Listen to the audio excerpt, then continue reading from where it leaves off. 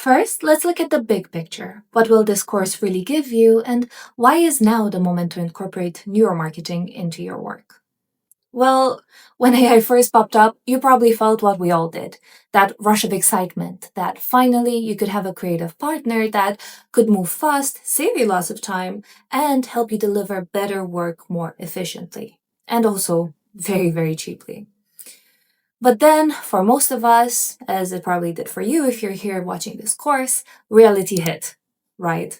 And even with you spending time on learning how to properly brief and prompt it, ChatGPT probably continued producing mostly subpar results, definitely not usable straight after generation, and you had to spend endless time prompt tweaking, getting more and more frustrated fixing what was supposed to make life easier in the first place.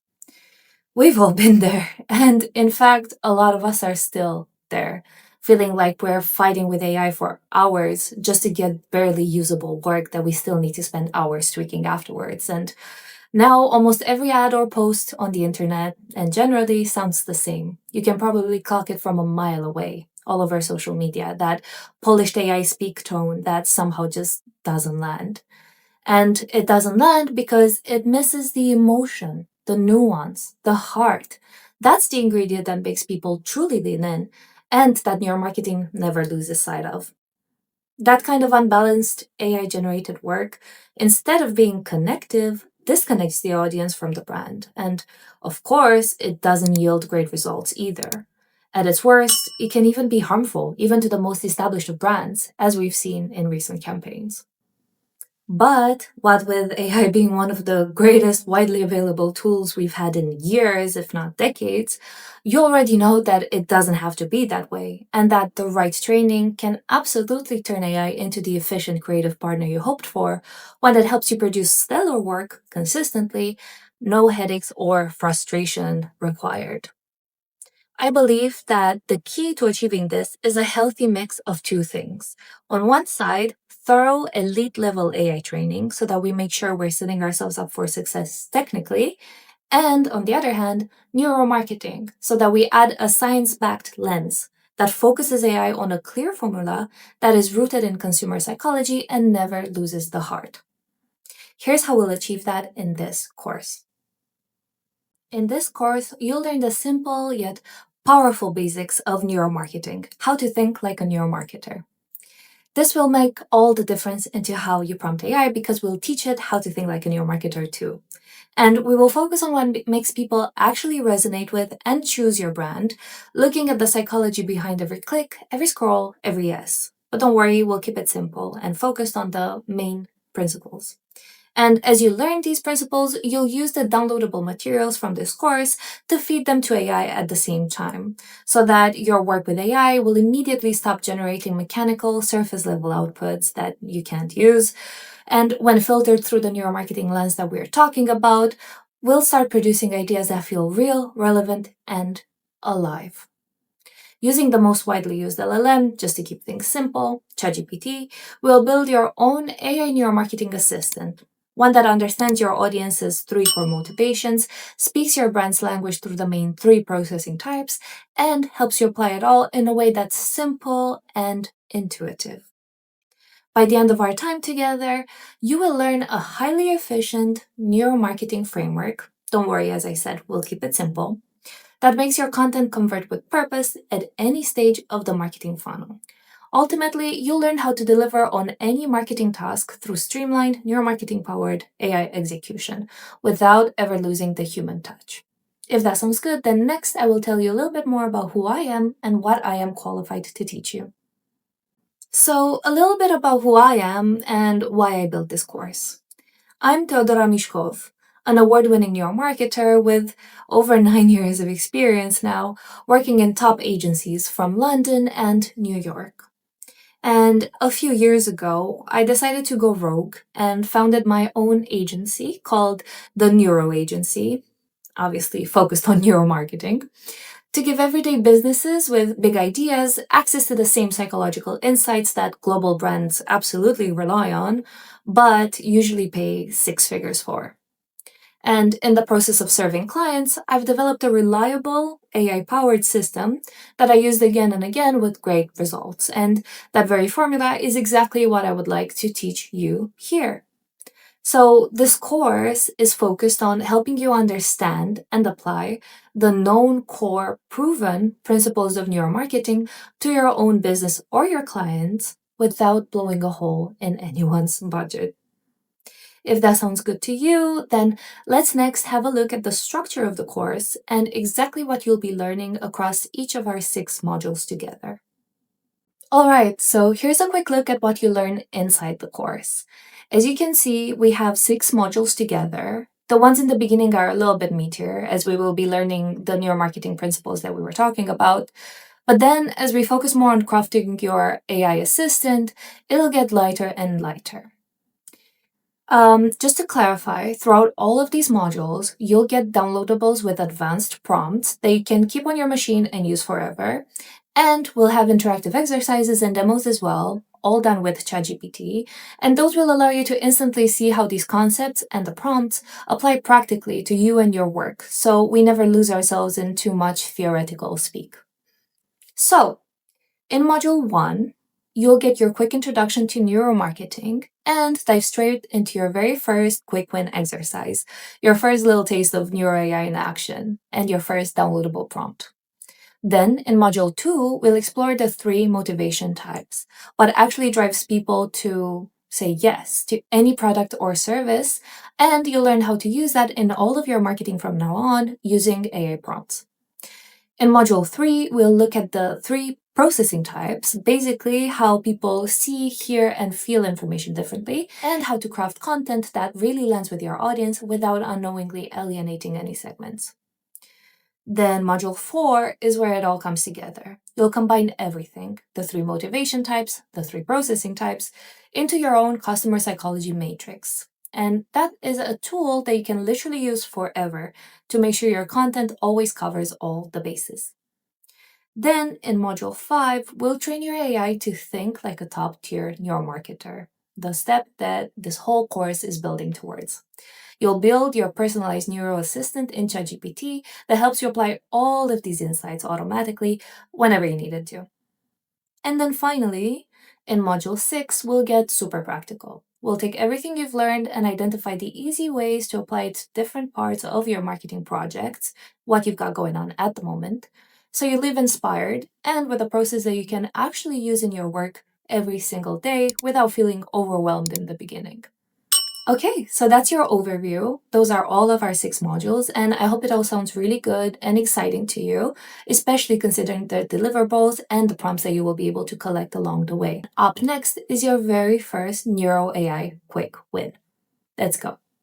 Before we get into the foundations of neuromarketing, let's first put it all into action, because I want you to already see the value you'll be getting before deciding to invest the next few hours of your time into this course. So this first exercise will give you a simple, all-around prompt that you can use forever, one that helps you instantly rework any piece of copy using essential neuromarketing principles.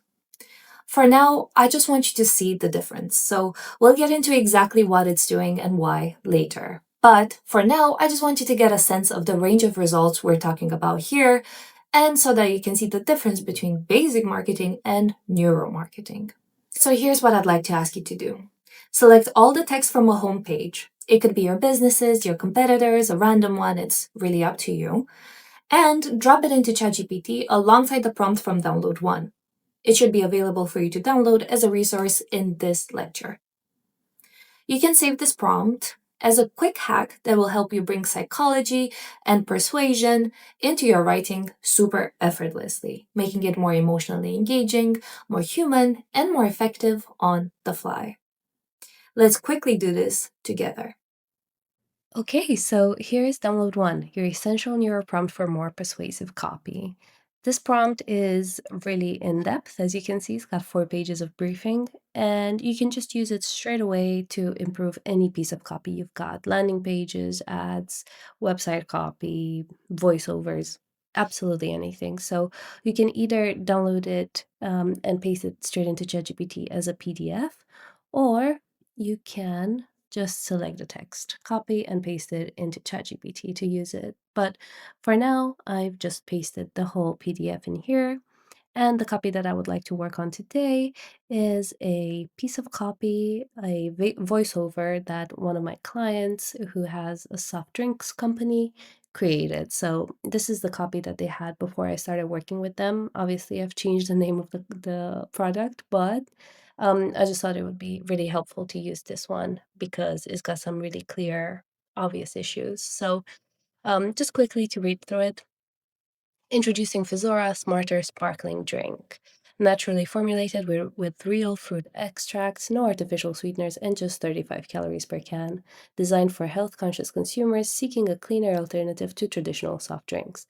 Balanced carbonation, consistent flavors, no unnecessary additives. Make the smart choice, choose Fizora. So, yeah, you can see how this might not really hit the right note, although it's not bad. It's kind of like middle of the road. It's not bad. It's not great. It's kind of decent. The intro is basic, kind of works, but it's just a little bit too standard. And then the bulk of the text is kind of like listing the attributes of the product, and it almost sounds like a marketing briefing material designed for health conscious consumers. So, yeah, it's definitely missing the note here. So, if we just give it with no feedback whatsoever, with no context to ChatGPT, and let's just see what it comes up with when the prompt is ready to go. Okay, so you'll see here what the prompt does first is it will first give you a neuro health snapshot. So it will tell you quickly how it sees the copy overall. So 68 out of 100. Solid functional product copy, clear, but it stays emotionally distant and doesn't fully spark curiosity or desire. Absolutely, I think we can agree that that's true. And then the second thing that the prompt will do is it will give you a motivation coverage score. This is what we'll be learning in module 2. And you can see here a bit of an overview of how well the ad, the copy that we gave it, hits rational, emotional, and contextual motivation, which are the three main motivation types in any audience. So it gives you a little snapshot there. Then it will give you a sensory activation score. This is what we'll be learning in module 3. And this is essentially analyzing how well the ad stimulates visual, auditory, or kinesthetic, which is touching cues. So it should ideally be balanced across all of them. We can see it's not doing very well at the moment. And the human resonance score is overall how the ad is doing. It says it's credible and clean, though slightly corporate. Yes, yes, yes. Then the prompt will analyze the strengths and the weaknesses of your copy as well, just to make it a little bit more clear where it will be working to improve what you're doing. So you can see here clear health positioning, simple value proposition, generally good, but then the weakness is that it's generic, lacks personality, minimal sensory pool. So you can see how, from a neuromarketing point of view, this prompt is doing a lot of heavy lifting in terms of analysis before it goes into the rewrite. So now let's see the rewritten copy. Introducing Fazora, a sparkling drink that thinks a little differently. Made with real fruit extracts, no artificial sweeteners, just 35 calories per can. A lighter option for people who want something refreshing without the usual soft drink baggage. Smooth, balanced bubbles, reliable flavor, nothing extra you don't actually want. Choose what feels better. Choose Fazora. So you can see how that's already sparking our imagination differently. It's addressing us directly. It's still stating the same factual facts, I guess, about the product, but it's not doing it in a way that's very boring as the initial copy was. And I really like the intro, a sparkling drink that thinks a little differently. So yeah, it's got so much more personality, so much more color to it. And it feels personal. It also feels like, yeah, we're being addressed as an audience.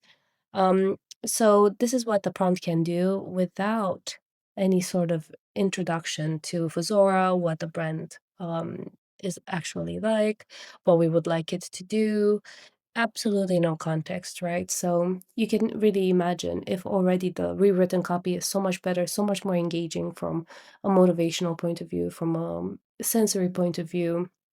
You can see how when you give it even more briefing, which is what we'll be doing in the course, it will do so much heavy lifting for you, and it will give you copy that will really, really, really do so much to connect you with your audience.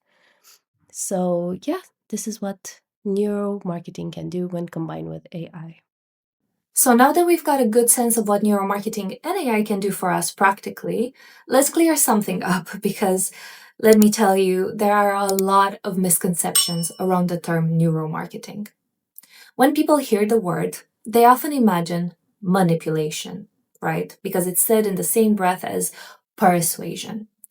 And like any tool, of course, neuromarketing can be used for positive or for negative ends. But in fact, the definition of neuromarketing is very neutral, very matter of fact. So, neuromarketing is simply the study of how people truly make decisions and how we can use that understanding to communicate more effectively in a business context. That's it. That's the definition, right? So, basically, what I hear when I hear that is that it's just good marketing because when would ignoring how your audience's brain actually works ever be a good idea? Now, it's true, some people use these insights unethically, as we'll see in further examples, to trigger fear, pressure, or impulse instead of facilitating genuine interest. And that's why, in my experience, I've learned to ask myself a question at every stage of my projects, which is, am I using neuromarketing to connect people with something I think will be genuinely valuable to them and something that they would want to know about anyway?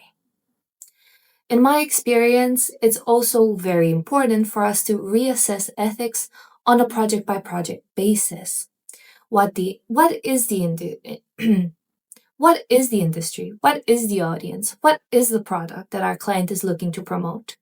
For example, if they're a gambling company, if they sell alcohol or cigarettes, anything harmful to people, or if their core audience is children, I personally would be very mindful of using the powerful end of neuromarketing techniques in my repertoire.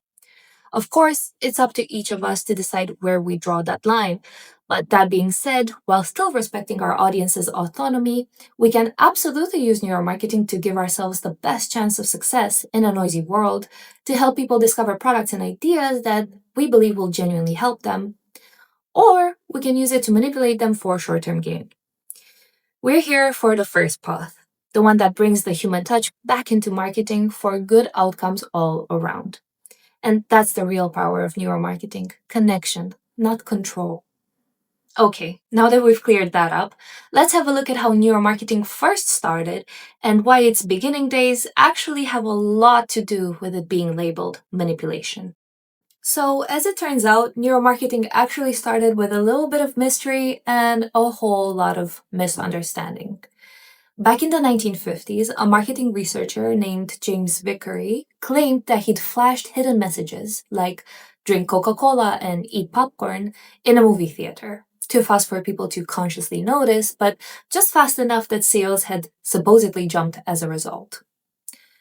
The idea, as you can imagine, exploded when it got picked up by the media. Newspapers called it subliminal advertising, and people started to panic and freak out, as if marketers could secretly control your mind. Welcome, said one American magazine, to 1984. But let's reel this back a bit because here's the truth. Vickery later admitted that he'd made the whole thing up. His study never happened. It was just a crazy claim that he'd made for popularity or God knows what else.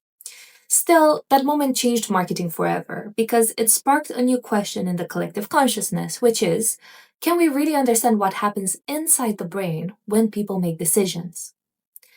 Over the decades, researchers began answering that question for real, using data from neuroscience, psychology, behavioral economics, and even neurolinguistic programming, which is, by the way, my favorite, and I highly suggest you researching into that. And what they discovered were consistent patterns: how attention works, what triggers emotion, and how people process information differently. Exactly what we'll be learning in this course. All that research led to what we now call neuromarketing, practical principles that help you shape messages, visuals, and experiences that work with the customer's brain, not against it. By this point, you've probably gotten the idea. And the best part is that you don't need fancy equipment or brain scans to use these insights nowadays. You just need to understand the patterns because these patterns are predictable. They've now been tested across thousands of experiments and thousands of campaigns, and they consistently outperform marketing that ignores psychology altogether, which is probably not a surprise by this point.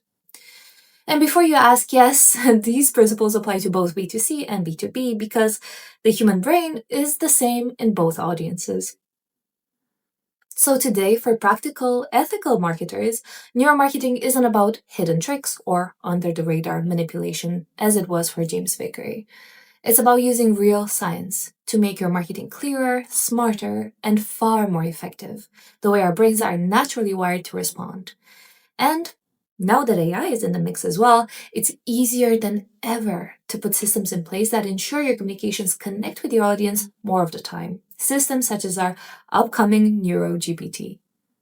So now that you've got this brief history of neuromarketing down, next let's ground all of this in reality with some practical examples that you can see in real life. Now that you've got a sense of what neuromarketing actually is, let's make it even more real.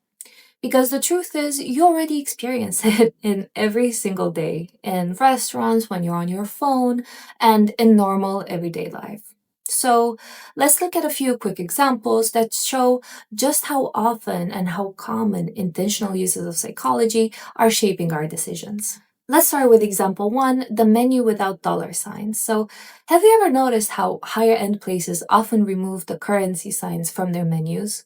That's neuromarketing through and through.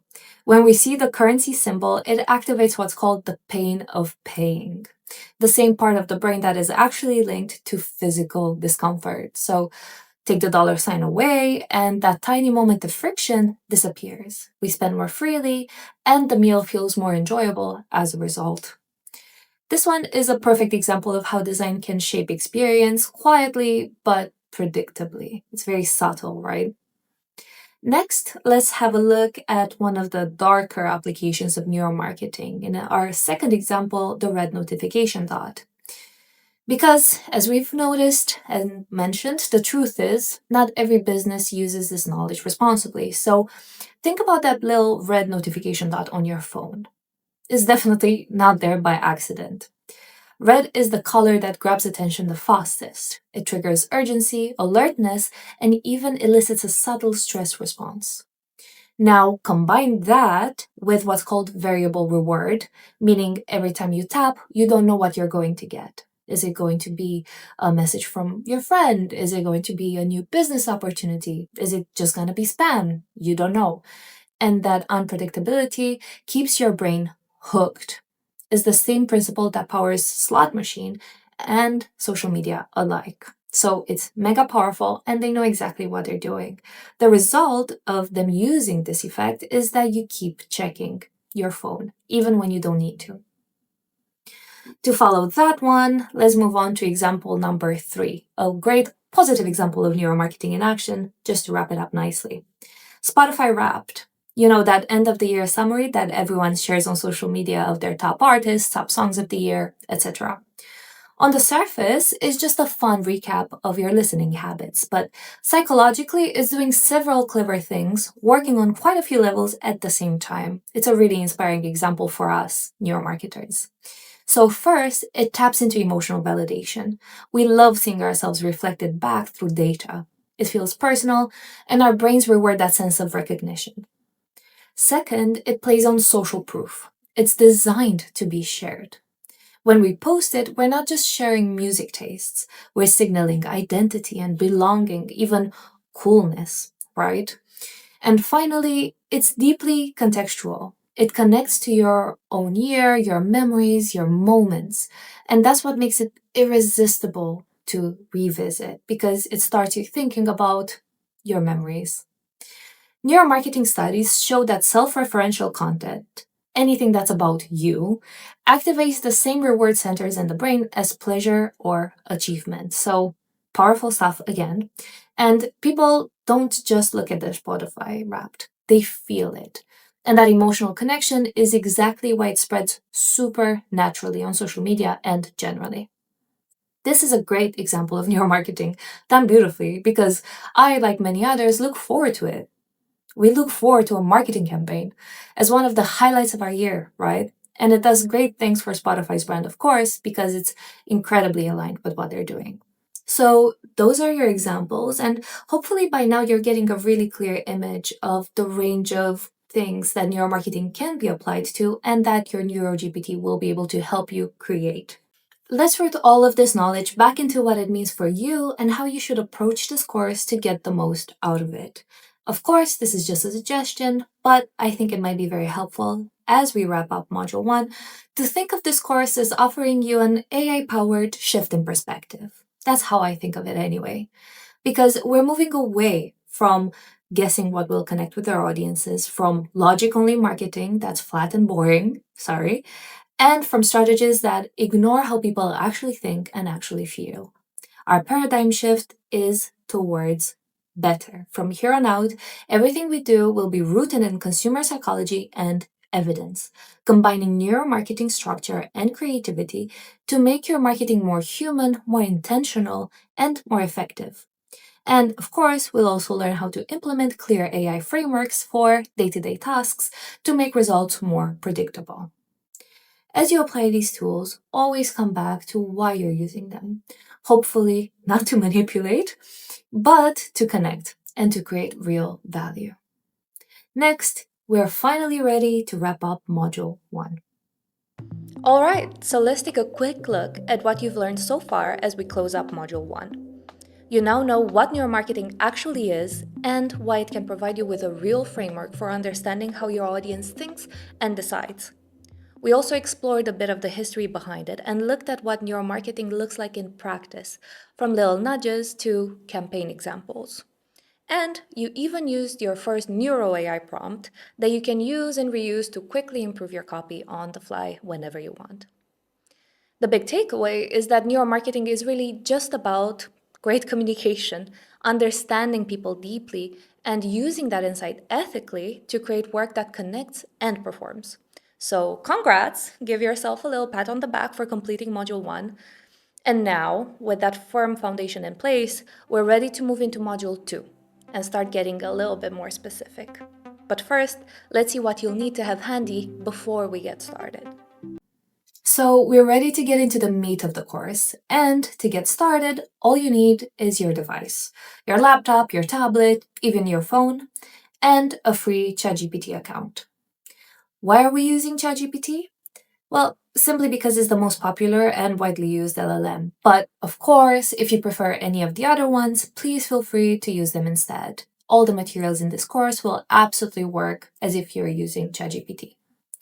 While these insights are, of course, applicable to any brand, any product, any business, for the purposes of this course, and just to keep it simple, I will be assuming that you're working on one brand, one client, or your own business. But of course, if you're working with multiples, feel free to do so.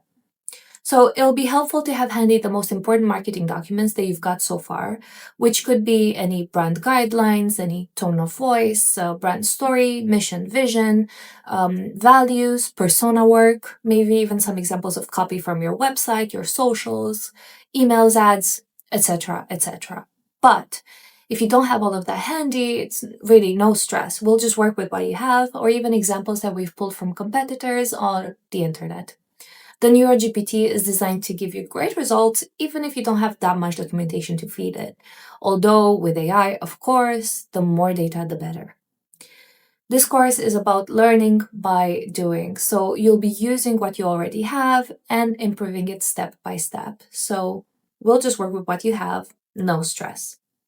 Now, let's get into it. Module 2 is coming up next.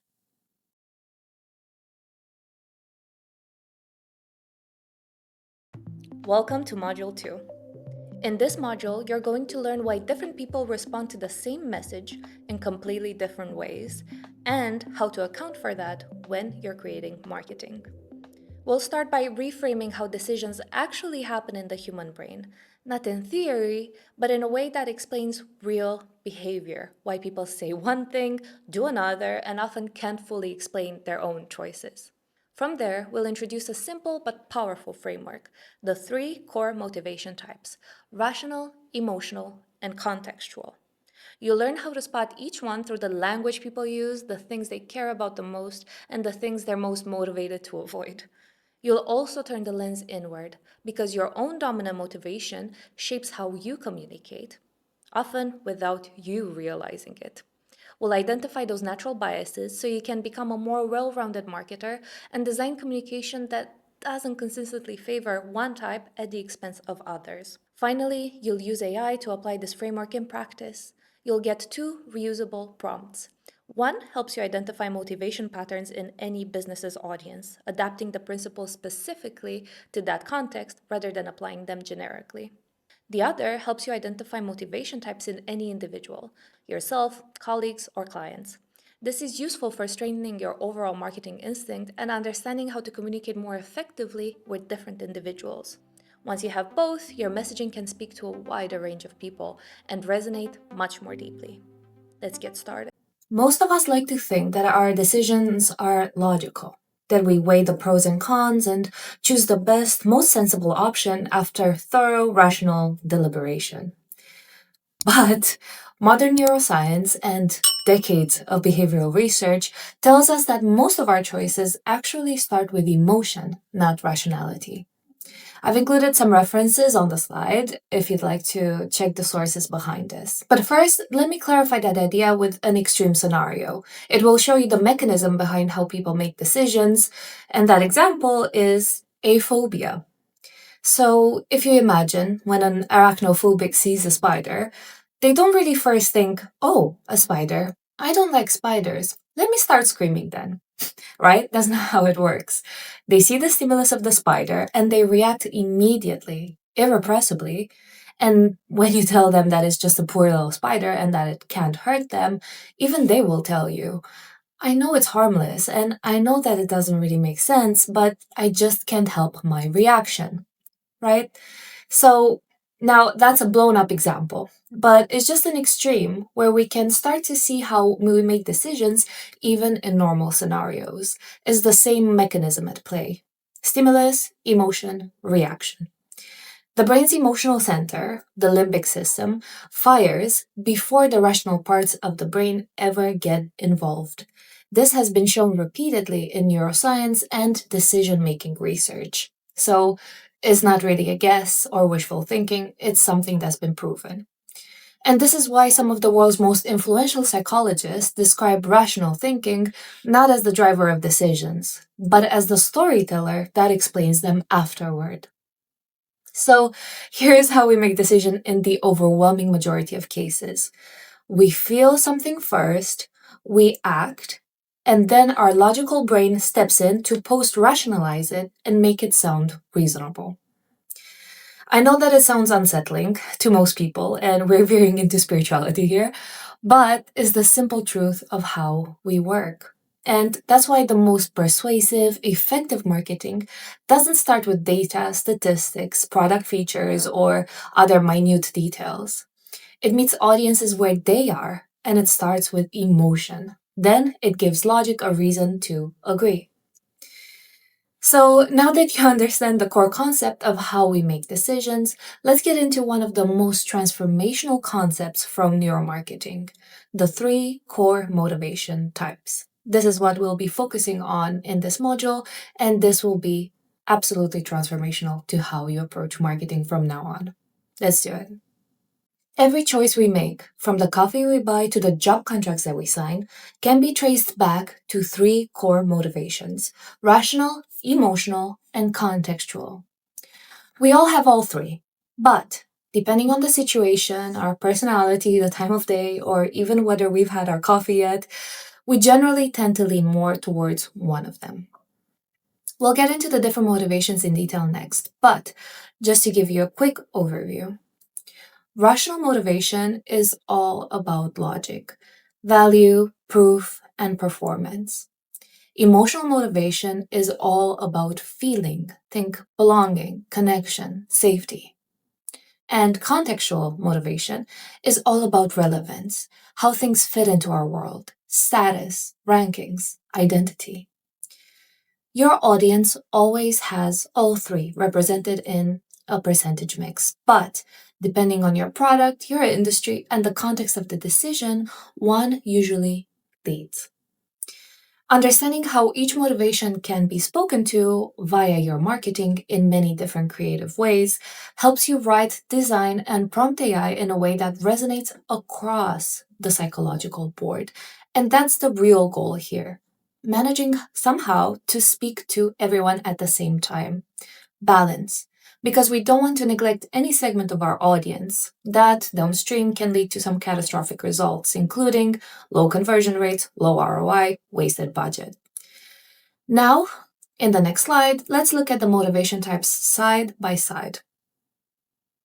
Okay, so now let's dive a little bit more deeply into each of the three motivations.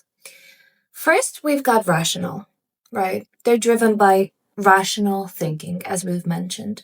They want to be competent, to master something, to achieve, to understand. They value control, achievement, challenge, autonomy, competence, improvement, growth, knowledge. By this point, you're already getting the gist of this person. Intelligence, quality, reliability, money, power, courage, credibility, logic, facts. So you can already see the picture that we're painting here of this kind of person. And probably in your mind, you've already got someone in your working life who is like that, who will absolutely look for these things first. And these people fear not being good enough. And not to say that that's absolutely the negative motivation that drives all of them, but usually this is their main fear that they're kind of like pushing against and going towards achievement control for. Now, moving on to emotional motivation. They're obviously driven by emotional thinking. And as opposed to rational, they're very much about connecting to people, connecting to communities, to being accepted, feeling like they're part of something. And their values are connection, relationships, openness, honesty, transparency, trust, loyalty, teamwork, camaraderie, community, affection, empathy, kindness, love. So they fear being rejected. You can already see how these types are very different in their motivations and what they value and how you would sell to them, right? So these are two of our main motivation types. We can move on to the third one, contextual. These types are driven by contextual thinking. They would like to stand out, to be different, to get recognition for what they're doing. They value status, rankings, titles, attention, creativity, curiosity, making a difference, leaving a legacy, fame, purpose, change, variety, spontaneity, exclusivity, prestige, surprise, and they fear being ignored. So now, in your mind, you've probably fixed a little bit these three different motivation types. And just to help it bed in even more, we can have a look at some examples of real world people who would generally fit into this typology next. To make this feel a little bit more real, let's put some faces to these motivations next. So, rational, emotional, contextual. A classic example of a rationally driven person would be Sheldon Cooper from The Big Bang Theory. Everything about him is optimization, right? Logic, proof. He wants systems, structures, and certainty before he even takes a step. And if you don't know Sheldon as a specific example, you definitely know a friend who reads the instruction manuals before touching the IKEA box, or who opens 12 tabs to compare reviews before booking a restaurant, right? They need proof, clarity, logic.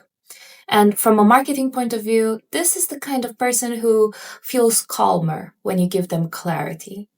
They want to know how it works, why it works, how it compares. And if you try to sell to them using vague language, emotional language, they just won't feel inspired. They will feel suspicious, right? Now, contrast that with someone who's more emotionally driven. Here, I would invite you to think Oprah Winfrey. Her power isn't really hard data or optimization like it is for Sheldon, right? It's empathy, storytelling, leaning in and making people feel seen. Think of that friend who starts a night out by asking, "How are you really?" Or the colleague who always remembers birthdays, anniversaries, personal details. The person who buys into brands because they feel aligned with their values. And in marketing, this is the audience that doesn't fall in love with features, right? They fall in love with meaning. They respond to stories, to faces, warmth, and a sense of connection. You can show them all the logic in the world, but if it doesn't feel right, it just won't land with them. And then we've got the contextual motivation. Here, Lady Gaga is a perfect example to me. So, for these types of people, it's not about logic or comfort. It's about identity, relevance, uniqueness, standing out. Think about that friend who always wants the newest phone the week it comes out, or the client who says, "Let's make this go viral," before they even told you what their business is about, right? So, this motivation is all about what something signals, who it's for, what it says about you for choosing it. And in marketing, this shows up as status, novelty, exclusivity, cultural relevance. It's not just about, is this good? It's about, what does this say about me if I choose it? Now, here's the important part. You wouldn't sell a holiday to Sheldon the same way you'd sell it to Lady Gaga, right? Definitely not. They wouldn't even go to the same places, right? And yet, this is exactly what happens all the time. We expect an emotionally driven person to respond to technical language about luggage size and scheduling, when we'd be far better off telling them about the history of the island that they're going to visit, the feeling of being there, who they'll meet, the kind people of the place. We throw lifestyle imagery at rational buyers and wonder why they don't convert. We pitch contextual buyers with generic messaging and then act surprised when they leave us on red. So you can already see how this could inform your marketing from now on. And hopefully, this is all starting to come together in your mind by this point. All right, let's bring all this theory into something practical. Imagine that you want to craft a campaign around the core message, buy our Udemy course on neuromarketing, right? We can have a look here where I've put down different examples because on its own, that is just a sentence, right? But how you shape it completely depends on the brain system that you want to reach. Who are you selling to? Here are some examples written by the NeuroGPT you'll have up your sleeve by the end of this course. So for rational, we've got something like turn neuroscience into marketing strategy and stop relying on guesswork, right? We're activating that little fear there.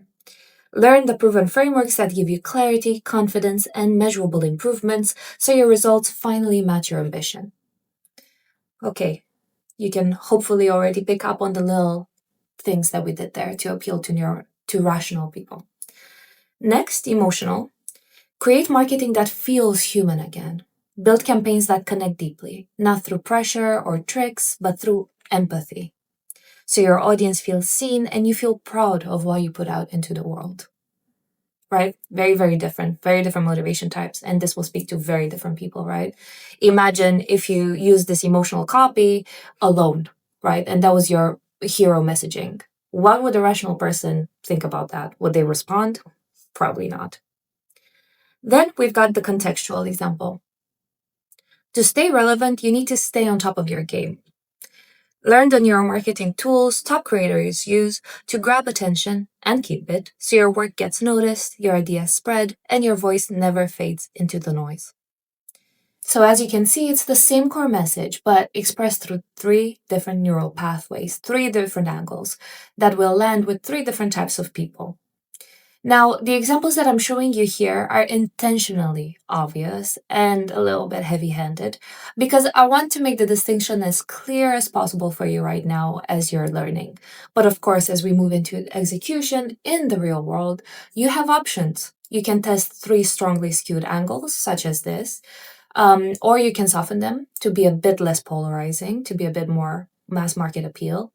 Or if you don't have the budget or time to test different variants, you can focus on one really strong angle that matches your audience's dominant motivation. We'll get to how you identify what that is in a second. But I'm just giving you a range of options just to say you don't now need to think rational, emotional, or contextual. Because, for example, if you want to get a bit of copy through the door quickly, you can just combine all three types to make sure that you're not missing out on any opportunities and that you're maximizing engagement, maximizing ROI ultimately. So, if you're in that situation, here is what a combination copy looks like, just to help you visualize it a little bit. Rational, emotional, contextual. Learn how to fuse science, emotion, and creative instinct so your ideas don't just reach people, they change them. In this 2 hour course, you'll get the clarity to create with conviction, the empathy to connect in a way that makes people actually feel, and the distinctive edge that makes your work impossible to ignore.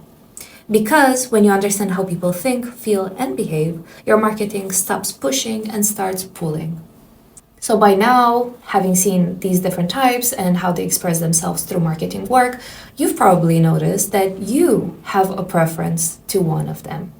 And this is exactly what we'll be looking at next because you, just like everyone else on this earth, have your own preference. You probably lead with rational, emotional, or contextual motivation. And identifying which motivation is primary in yourself most of the time will help you understand your own biases as a marketer and help you balance it out. So, next, let's have a look at that. Before you can apply these principles to your audience, you really need to understand yourself and which motivation type is dominant for you. Now, why does this matter? Because your own motivation will always, always, always shape the way you communicate, most often without you realizing it. If you're naturally rational, you might emphasize clarity and logic, but then forget to add warmth, overall sounding a little bit cold, robotic, and disconnected. Sorry. If you're emotional like me, you might focus too much on connection and then skip the data, the proof. Overall, ending up sounding a little bit wishy washy and fuzzy, which, if you did notice during this course, I do apologize. And if you're contextual, you might speak in glitz and glitter, but miss the detail, overall sounding a little bit scammy. Now, the goal isn't to change who you are, it's to become aware of your own lens and how that might come across when you're talking to other people, especially when you're marketing to audiences. And once you learn this cue in yourself, you can balance it out consciously and communicate much more effectively with everyone else. So, to find your type in a simple and super quick way, I'd like to invite you to take a few minutes and write a short paragraph describing what matters most to you in your career, what drives you, what success feels like, and what you care about most in your work. Also, I'd like to ask you to include an overview of what you don't enjoy at work. And feel free to be as honest as you want. This is just AI you're speaking to, right? So, once you've got that, just a paragraph two, more if you feel like it. Then, using the prompt in downloadable number two, which you should be able to download in this lecture, you can paste it directly into ChatGPT alongside your paragraph. It'll analyze your text and tell you whether your natural motivation style is more rational, emotional, and contextual. It'll tell you the percentages you're at the moment, and you could also have an equal skew towards two of the types. Or if you're really, really lucky, you might be one of the rare balanced people. Lucky you. But whatever your result, just take it as a pointer rather than a rigid type because, as we said, we are all flexible and susceptible to change. But it's a good indication of what your bias might generally be. Next, I'll walk you through this with a quick demo. Okay, so download to your three motivations identifier prompt. We'll use this today to identify our own motivation spread, but please bear in mind that this can be applied to any text where any one person discusses virtually anything. It could be one or more topics. So you could use this to analyze an email that you got from a potential customer that you want to communicate back to in the way that will establish the most rapport. Or let's say you're interviewing someone and you want to see from their cover letter if they would be a good fit for you in terms of emotional motivation, rational motivation, contextual motivation. So I would invite you to be creative with the ways that you can use this because it can truly unlock your communication skills generally. So I've dropped the prompt in ChatGPT directly, and I've also already got my paragraph that expresses what I love about my work. So I'll just let the prompt do its thing and let's see what it comes up with.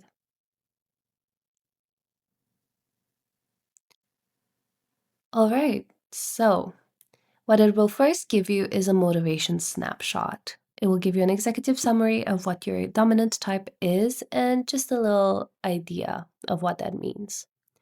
Then it will give you a percentage breakdown with visual bars so that you're able to visualize where you're at on emotional, rational, and contextual on the spectrum for each of them. Then it will tell you what stood out about what you said, anything that was really out of the ordinary, or if it recognized any sort of patterns. Then it will tell you how you tend to come across to other people, which is a very handy section. And also, I've asked it to give you some insight into, as a marketer specifically, what your how your motivations will affect you and what a little blind spot might be for you. And then it will give you some suggestions of what you might consider to thrive even more based on your unique spread, and also what you might consider moving away from. It will also, just for fun, give you some high probability behavioral guesses in terms of stuff that you might be doing that you don't realize is quite typical of your particular unique motivation type spread. And then also, always just a quick reminder that these motivational styles aren't fixed. You might choose to self test yourself over a longer period of time, and then you might see more predictable, more reliable patterns emerge. But generally, please take it as a pointer, as a guideline. Don't take it as the be all and end all of what drives someone to do anything, especially if you're using this to analyze, as I said, one email from a potential customer, for example. That will definitely be indicative of what they're like in a business context, perhaps, what they felt like that morning. So please do not feel like this extends generally on who they are as a person necessarily, unless if you test it over a longer period of time. But it's a really fun thing to do. It's really insightful. Most of the time, it will give you some pretty accurate information about yourself. So please have fun with it, use it responsibly, and yeah, enjoy the self awareness that comes from it. It's a really powerful exercise. So great! Now that you understand the three motivation types thoroughly, it's time to teach AI to recognize them in any audience you might be working on. In this demo, we'll use ChatGPT to analyze a brand or an audience and surface their key rational, emotional, and contextual profiles. You can use this prompt that you can download here at any time you're building a campaign, writing copy, or trying to understand your audience at a deeper level. So you can just save it, use it whenever you need it to. It'll tell you what they truly value, what they fear losing, and how your brand can meet them where they are, emotionally, rationally, and contextually, in the particular application of your brand. So let's see what applying this prompt looks like in practice. The downloadable in this lecture, download 3, is your go-to neuromarketing prompt for audience analysis, the one that you'll come back to again and again. It's designed to first ask you 10 questions about the audience in question. So once you paste this into ChatGPT or just put it in as a PDF document, you will have a short, efficient conversation, at the end of which you will get an accurate understanding of what your audience's emotional, rational, and contextual considerants might be when approaching your business, your brand, your product, your service, and the proportions in which they show up in this particular context. The goal isn't to label your audience, it's to understand how they think, how they feel before you try to market to them. Because so many times we start from a blank page and we just go. But this will give you a great framework to start with. Once AI can see those three motivations clearly, you can start all your marketing work not with that blank page, but with a neat little psychological cheat sheet that allows you to see the highways into your audience's persuasion centers. Now, let's see what that looks like in action with a hands on demo. All right, so we're ready to dive right into download 3, the prompt that will identify your audience's three motivations. So the way this prompt is designed, because obviously it needs quite a bit of information in order to run this accurately, it will ask you 10 questions, one after another, to analyze your audience and give you your rational, emotional, contextual spread. The 10 questions aren't designed to be something that will take you a huge amount of time to answer, but they will be quite comprehensive. So you can decide just how much information you want to give it. Obviously, the more the better, but it will work even if you just give it the basics about your brand.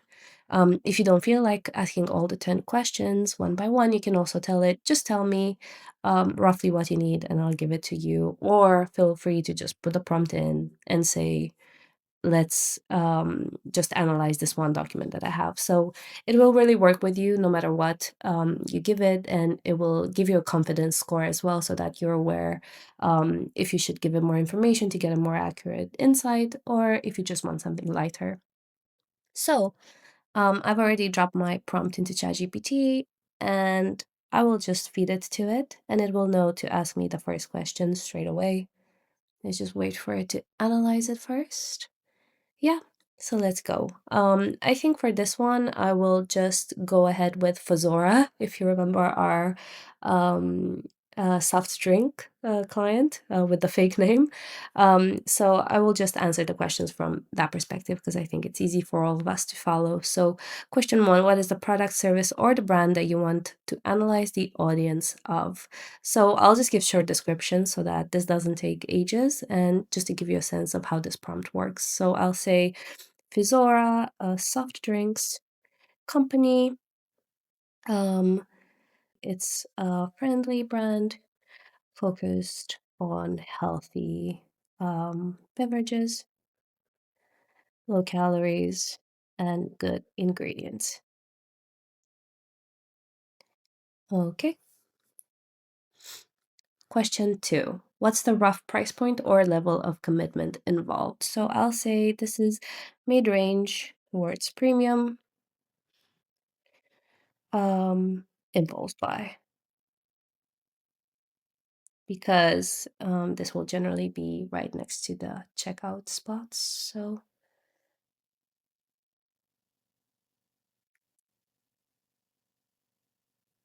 what countries or regions is this aimed at? So, Europe with possible expansion into America.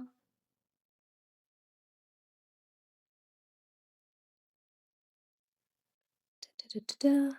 Question four: who do you envision this is primarily for? So, I'd say health conscious people, male and female, 25 to 50s, focused on good ingredients, possible vegan overlap.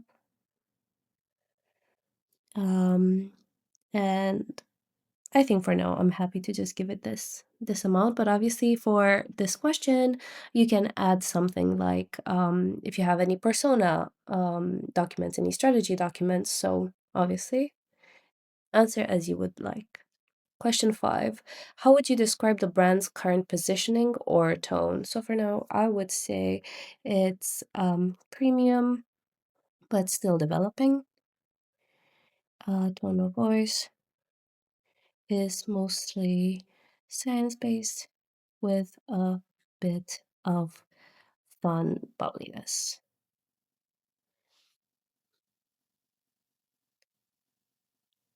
Okay, question six. Do you have any existing materials that I should consider? So, obviously, if I had anything, I would give it to it.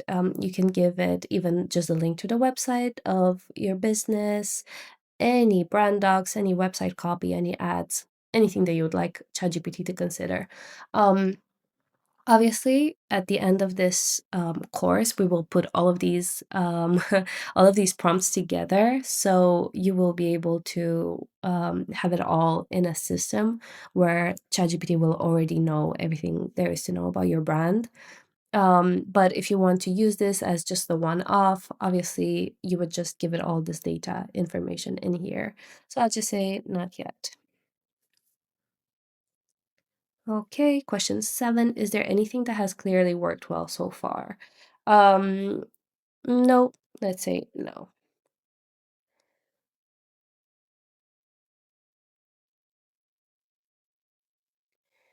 Okay, yeah, so you can see it's prompted to just be okay with whatever you give it, however little or however much, but it will give you a confidence score at the end if you're not able to give it answers to all the questions. So, question 8, is there anything that hasn't resonated or felt off so far? Let's say our initial positioning was super premium, but audience was failing to connect with us emotionally and differentiate in the market.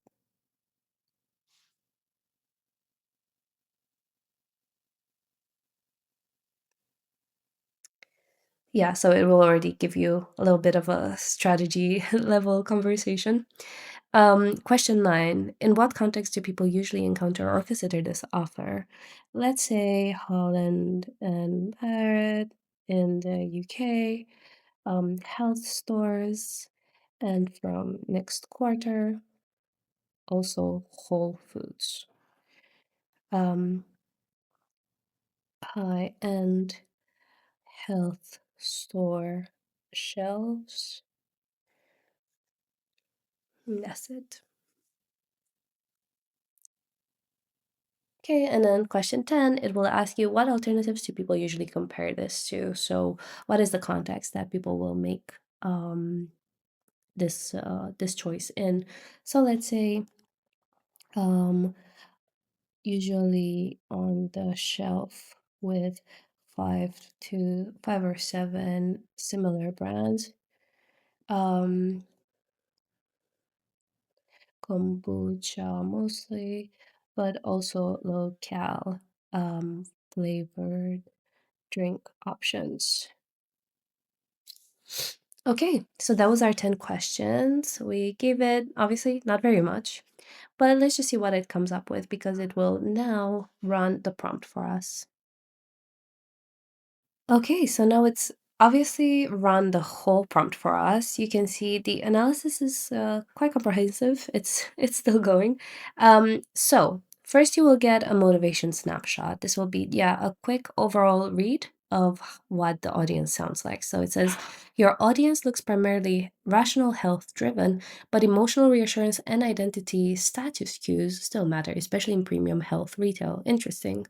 So we've got mostly rational, 30% emotional, 20% contextual. Its confidence level is medium because of how much information I gave it. So it's just going off of what I said. But it's really good that it's being clear that it's not 100% clear on this. So strong signals on health focus on retail context, less data on actual buyer behavior or messaging performance. So you would know from its confidence level and what it says to you what it would be great for you to provide to it for it to increase its motivation or its confidence level. So you can always continue the conversation to improve the result. Then, really interestingly, and my favorite part, you will get a psychological cheat sheet. So you have here the motivation type, what they value, what they fear, how they show up in your audience, and highest impact neuromarketing tips. So let's just quickly scan this together. So let's say for emotional, um, they value being healthy without sacrificing enjoyment, trust, and brand honesty. They would fear being misled by health marketing and guilt around indulgence. How they show up in your audience. They want to feel good about the choice. They react to tone, brand warmth, and authenticity. And the highest impact neuromarketing tip is that they balance science with warmth, show lifestyle enjoyment and well-being to humanize the brand voice. Interesting. So you see here, you've got the more general stuff, and then you also see the more in-depth analysis of how they show up in your audience. This is still quite high level, just to give you a snapshot, but ChatGPT will tell you that if you want, you can dive way deeper into any of the motivation, but these are the highest confidence, highest impact insights that it has for you right now with the amount of information they gave it. So, of course, this can become a huge table with, 10 to 20 bullet points on each side. So, feel free to dive into it as you want.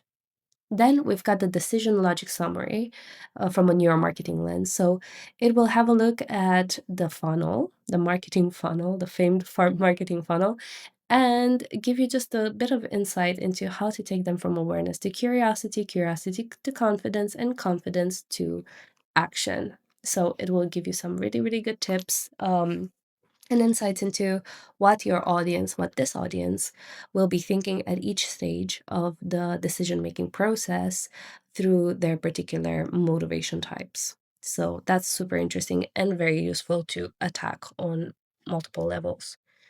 Then you'll have your strategic notes and confidence level. So it will just end up the summary by giving you the strong conclusions. So, for example, for this our audience, it's really clear for it that the rational health motivation dominance, like the ingredient driven category, um, also, emotional connection is missing in earlier premium positioning. My observation aligns with typical beverage neuromarketing patterns, and also that premium health retail amplifies identity and status signaling, but rarely drives it alone. So it's really interesting. It says where assumptions were necessary, no customer research or campaign data yet. I didn't give it packaging or brand assets, and no taste perception either. So it told me where it had to make assumptions, right? So everything is out in the open. You're very clear on where it's confident with its results, and also where you need to tell it more. I added this to make sure that it doesn't just say stuff that is a high probability because of the language, but that actually is just guessing. So that should safeguard you against that. And then also, what would improve accuracy? Obviously, the stuff that you could give it in order to improve the guesses that it made.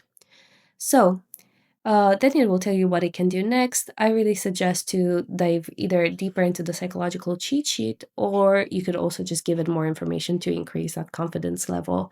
But of course, this prompt, feel free to apply it in any way you want, is really malleable. You can just tell it to give you the result in a different way, to ask you the questions in a different way. So, really make it work with you, especially if you're using it at the end of the course as a part of your bigger neuro GPT. So, yeah, have fun with it, and I hope you get some really good insights. Most marketing doesn't fail because it isn't persuasive enough. It fails because it's trying to persuade in the wrong way. We've been taught that good marketing convinces people, but the brain doesn't work like that. People don't want to be persuaded, they want to feel understood. Neuromarketing isn't about pushing someone from one decision to another. It's about resonance, that moment when someone thinks, this feels like it was made for me. That reaction happens before logic, before comparison, before price. And when a message resonates, the brain stops resisting. There's no friction or internal debate, just recognition. So instead of trying to convince someone, ask what they're already feeling, fearing, hoping for, and how you can reflect that back to them. When you do that, persuasion becomes unnecessary. Great marketing doesn't shout, it mirrors. And when someone sees themselves in your message, the decision has already started forming. Congratulations, you've just wrapped Module 2. So now you understand what's really happening behind every decision. You've learned that all decisions start with emotion, and that logic only steps in to justify what we already feel. You've explored the three core motivations that shape every choice: rational, emotional, and contextual, and how balance is the key to mass resonance. You've also used AI to recognize those same patterns, so it'll be easy for you to identify them practically in any audience or person you work with or sell to from now on. And from here on, every communication you design and every prompt you write gets sharper, faster, and more structured. In the next module, we'll be taking this to the next level by also learning about the three processing types and how you can add a sensory layer to your motivation aligned work. Let's go.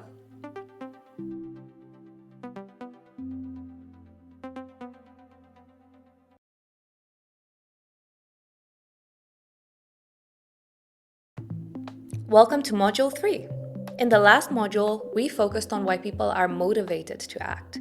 In this one, we shift into something different: how your message is actually received. Because motivation explains why people will listen, but processing determines whether they will understand your message at all. This is where communication often breaks down, not because the idea itself is wrong, but because it's encoded in a way that the audience's brain doesn't naturally prefer. In this module, you'll learn that people process information through different sensory channels. Some brains respond more strongly to what they can see, others to what they hear, and others to what they feel, what we call visual, auditory, and kinesthetic processing. Once you understand this, miscommunication and even low engagement starts to make a lot more sense. You'll see why the same message can land clearly for one person and completely miss another simply because it's delivered in the wrong form. By the end of this module, you'll learn how to make small structural adjustments to any piece of marketing so it becomes easier to grasp, easier to remember, and easier to respond to without excluding anyone. Just like in the last module, we'll start with an overview of the three processing types. Then, you'll use a short self-awareness prompt to identify your own dominant processing style so you can see how it shapes the way you naturally explain ideas and where that might unintentionally limit who your message reaches. After that, you'll use a second AI prompt to adapt any piece of communication so it can be seen, heard, and felt, increasing its reach and clarity without making it formulaic. If you can already see the difference this would make, hear how your message might land more clearly, and sense how much easier communication could become, then let's get into it. The idea of processing types actually comes from neurolinguistic programming, or NLP, a field developed in the 1970s to understand how language, thought, and behavior interact. Researchers noticed that people generally describe experiences differently. Some say, I see what you mean. Others, I hear you, or that feels right. Now, these weren't just word choices, the researchers realized, but they revealed how each person processes information through their dominant sensory channel, of which us humans have three: visual, auditory, and kinesthetic. Since then, neuroscience and behavioral psychology have confirmed what NLP hinted at. When we use sensory language that matches how someone's brain processes the world, they remember better, they trust faster, they act sooner. You've probably heard about this being used in the educational sector. But today, this isn't just used in therapy or teaching or communication training. It's a foundational tool in marketing, storytelling, design, leadership. Because when you speak in someone's sensory language, you're not just reaching their ears or their eyes, you're reaching their nervous system directly. And you can probably tell how this can be an absolute game changer for marketing. Let's have a closer look. Sensory words activate the brain in a way that makes marketing messages real. When you say bright future, sharp insight, or warm connection, your listener's brain lights up the same regions it would if they actually saw, heard, or felt it. They turn abstract ideas into real experiences. And that's the magic of neuromarketing. When your language hits the senses, persuasion becomes visceral. The more you touch your audience's imagination, the more they will connect to what you have to offer. Think about great fiction, right? They do this all the time. They put us right there, right in that scene. And that's what great marketing does too. Now, let's have a look at how the different types manifest in language. Okay, so now let's dive deeper into each of the processing types, just like we did for the motivation types. You can see that I associated a very stereotypical animal with each of these types, but I just thought I wanted to give you the clearest, easiest thing to remember as you're familiarizing yourself with these concepts. But in time, it will become second nature. So, visual, auditory, kinesthetic. Let's dive into visual. You can see that I put in here the typical verbs and phrases, common expressions that they tend to use, and marketing cues that work for them. I've done that across each of these three. And we'll just have a quick overview, but please feel free to pause the slide and download it from the resources in this lecture in order to have your own deeper dive. But for visual, typical verbs and phrases that they might use are see, look, view, show, focus, reveal, envision, picture, brighten, fade, sharpen, reflect, crystal clear, light, color, pattern, high level view. Common expressions that I might use are I see what you mean. Let's look at it another way. Can you show me how that works? That's a bright idea. We need to shed light on this. You can see how they're represented, right? And marketing cues that work for people who process the world visually are anything that gives them clarity. Stuff like infographics, hierarchy, imagery, color contrast, these sorts of things.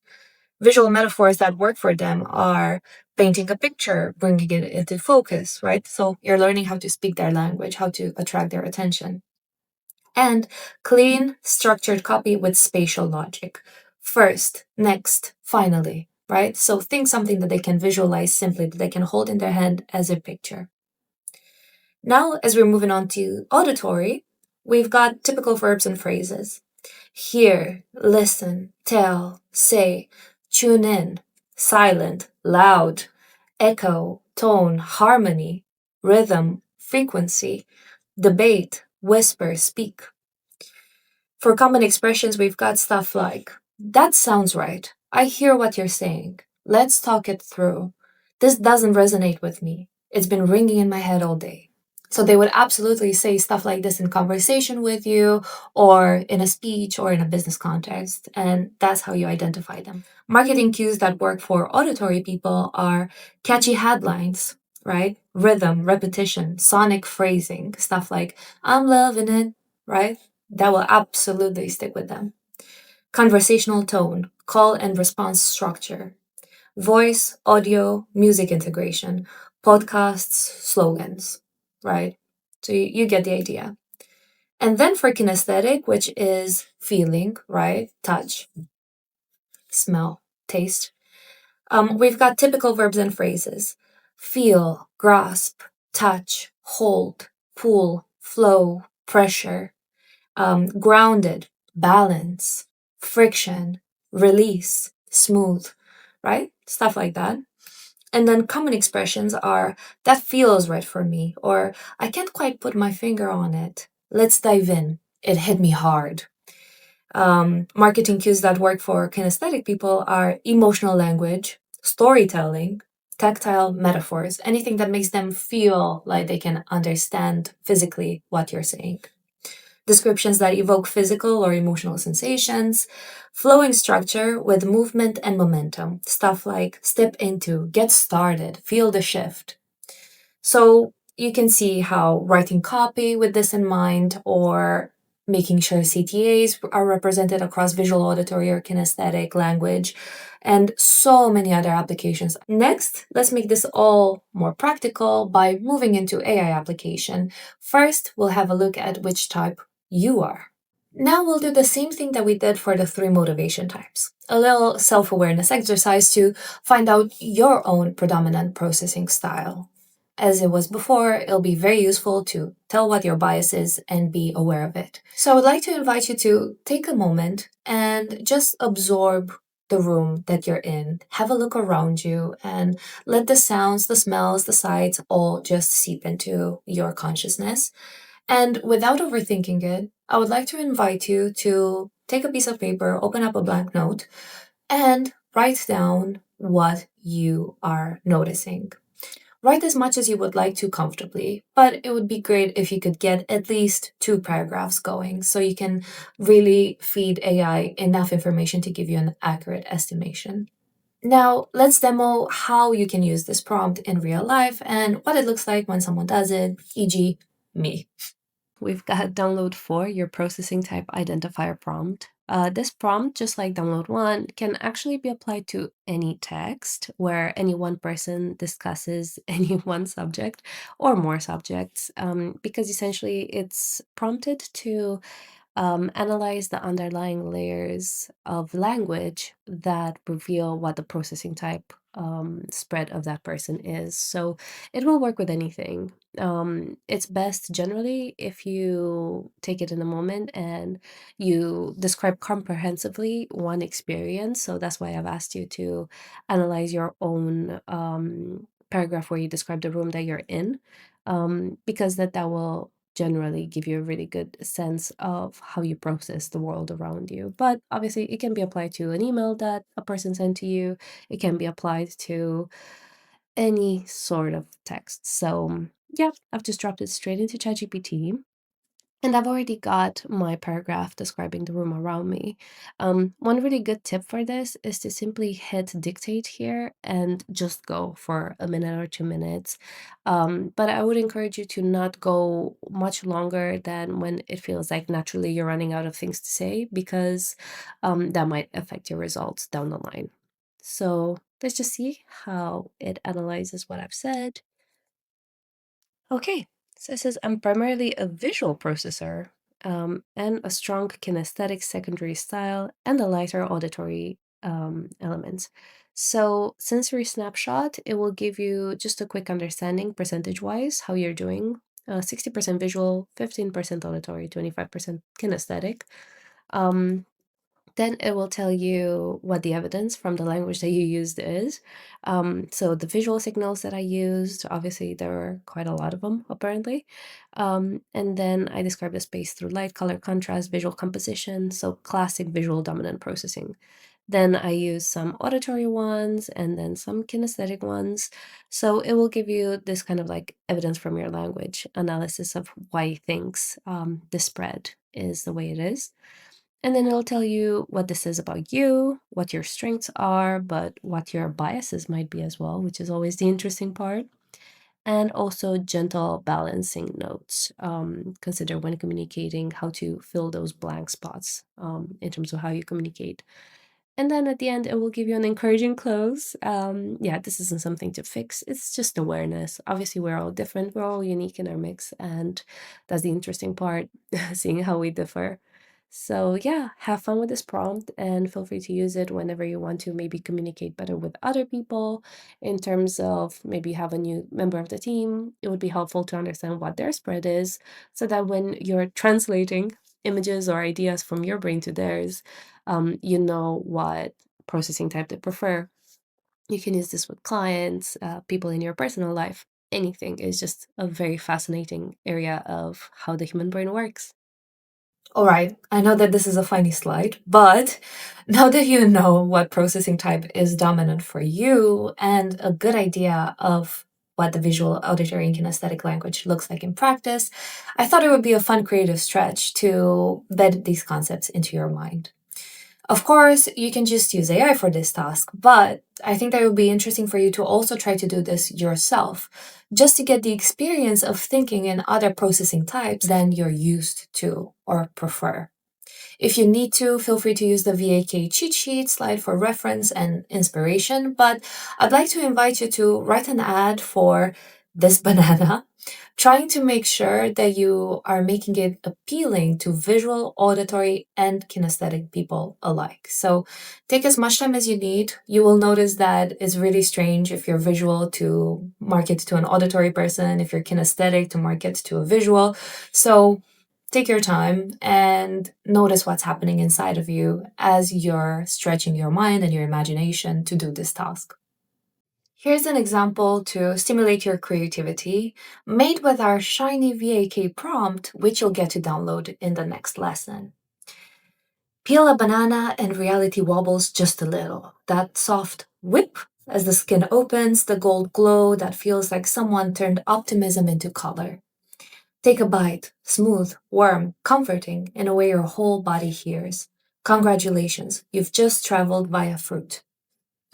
So, this is entirely written by AI, 100% unedited, and I find it completely engaging from so many points of view.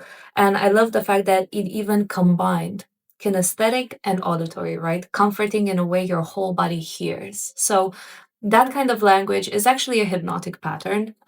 So, it's amazing that AI took the prompt that we gave it and actually took it so many steps further. And this is the power of AI, right? That we can understand what it's doing from a conceptual framework point of view, but it will take it so much further in application than, let's say, we would on any given day. So hopefully you can see how it's creatively achieved supersensory imagery. Take a moment to stop it just to see what it's done, how the structure is working, and how it's combined everything. But yeah, I quite feel like eating a banana now. I don't know about you. So next, you will get the prompt that generated this text. And of course, as always, You can download it and play with it straight away. Let's do it. Now, let's bring AI into the mix and make it do the heavy lifting for us. I'd like to invite you to try this. Give ChatGPT any marketing copy. It could be your ads, your website copy, video script, whatever, and answer to a few questions that AI will ask you in order to help orient it, and then AI will write it in a balanced visual, auditory, and kinesthetic style. You'll see the difference. So, if you wish to, you can also prompt it to give you a visual, auditory, or kinesthetic bias version, but for general use, balance is best. You'll instantly see how the same message feels different when you shift focus towards all sensory processing types, right? It will really make you feel like you're there, it envelops you. Now, let's do a little demo to see our prompt in action. Download 5, your VAK Balanced Master Sensory Prompt. Good, so now we're ready to move on to download 5, your VAK Balanced Master Sensory Prompt. So this prompt is designed to ask you 5 questions, of course. As I said before, feel free to give it as much or as little as you would like, but more context is gonna make it able to provide better copy for you. And this prompt is designed to work on a few levels. So, first of all, it will balance VAK in the marketing copy that you give it in an elegant and non formulaic way. But it's also designed to do really good copywriting for you. So, it will not sound like AI. It will do its best to follow your tone of voice, to be on brand, to help you meet your context. To be appropriate for the channel that the copy is going to be used in. So, it will also give you creative direction of a few ideas that you can choose from before it goes ahead and writes the copy. So you will have hopefully a really good result from playing around with this prompt. So I've just dropped mine into ChatGPT and I can tell it to run the prompt. And it will ask me the very first question first. Yes, which is question 1, copy type. What type of copy are we working on? So I thought we'd continue the train with Fazora. So I've got a video script for Instagram Reel ads. Okay, question 2, is it going to rewrite a draft or should it create it from scratch? So rewrite my draft. I thought it would be interesting to see what it can do with something that we already have. So I've got this, which is obviously not very good. It's a voiceover over a product visuals of a 25-year-old woman leaving a yoga class with Fizora. Let me just clarify, a soft drink that is healthy.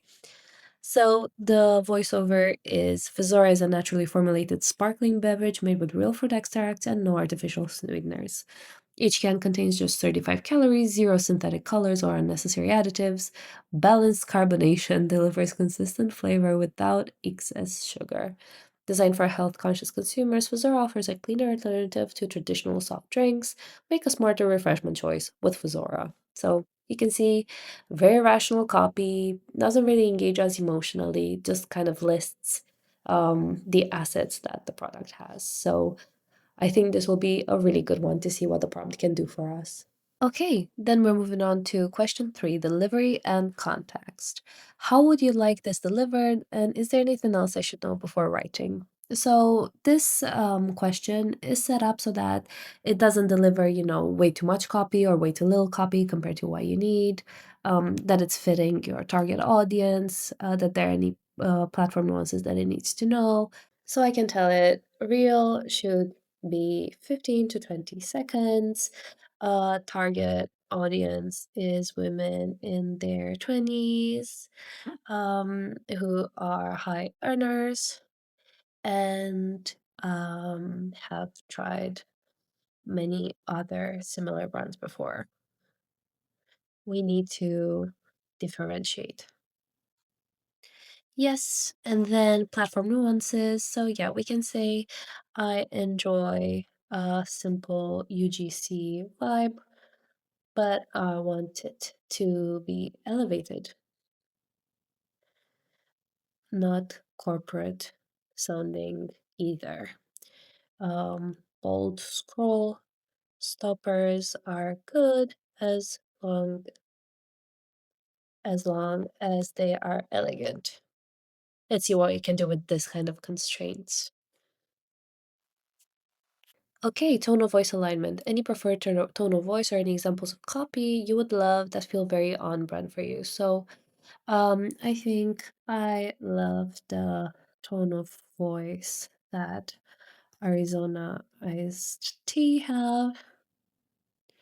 We can also go for a premium but creative, mad creative type vibes. Confident and friendly.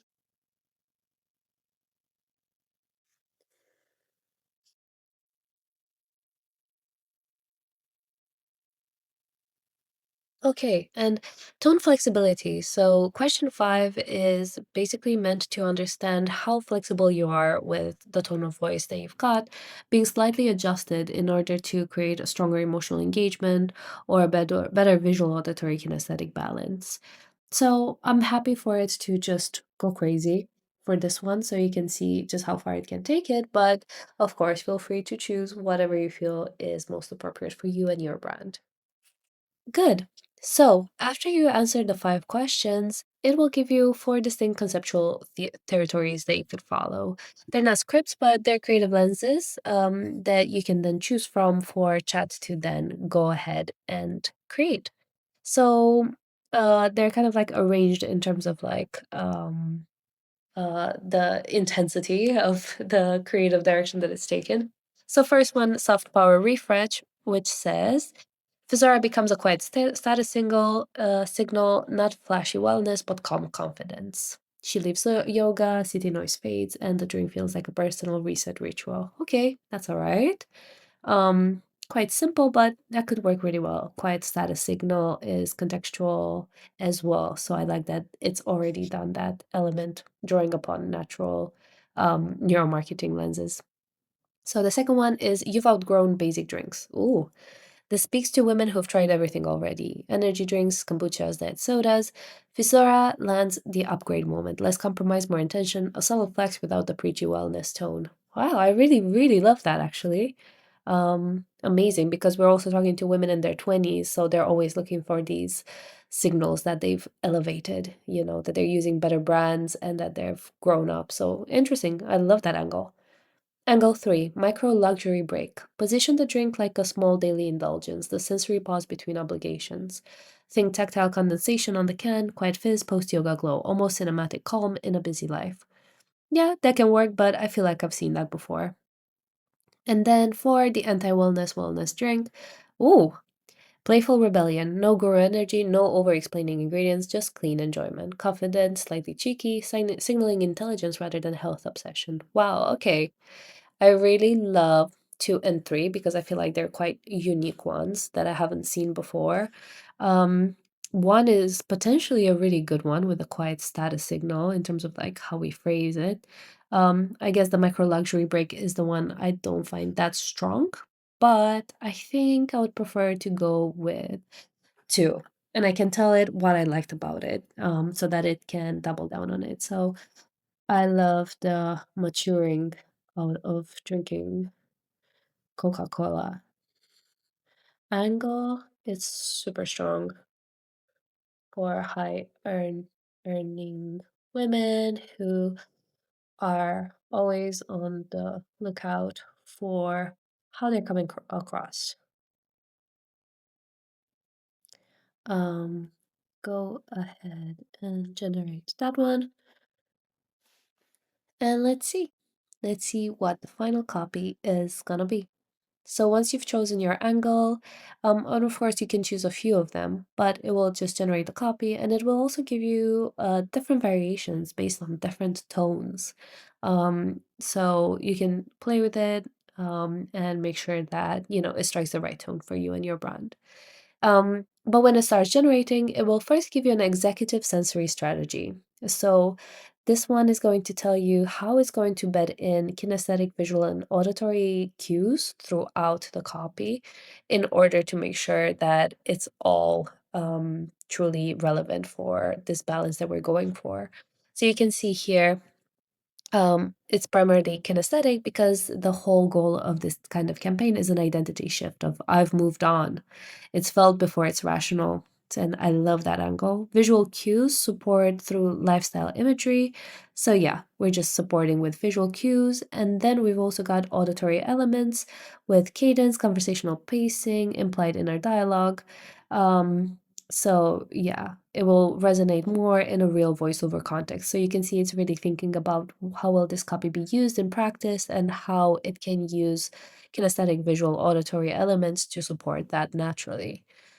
Then it will tell you the before and after sensory shift. So it will tell you how it found your initial type of copy.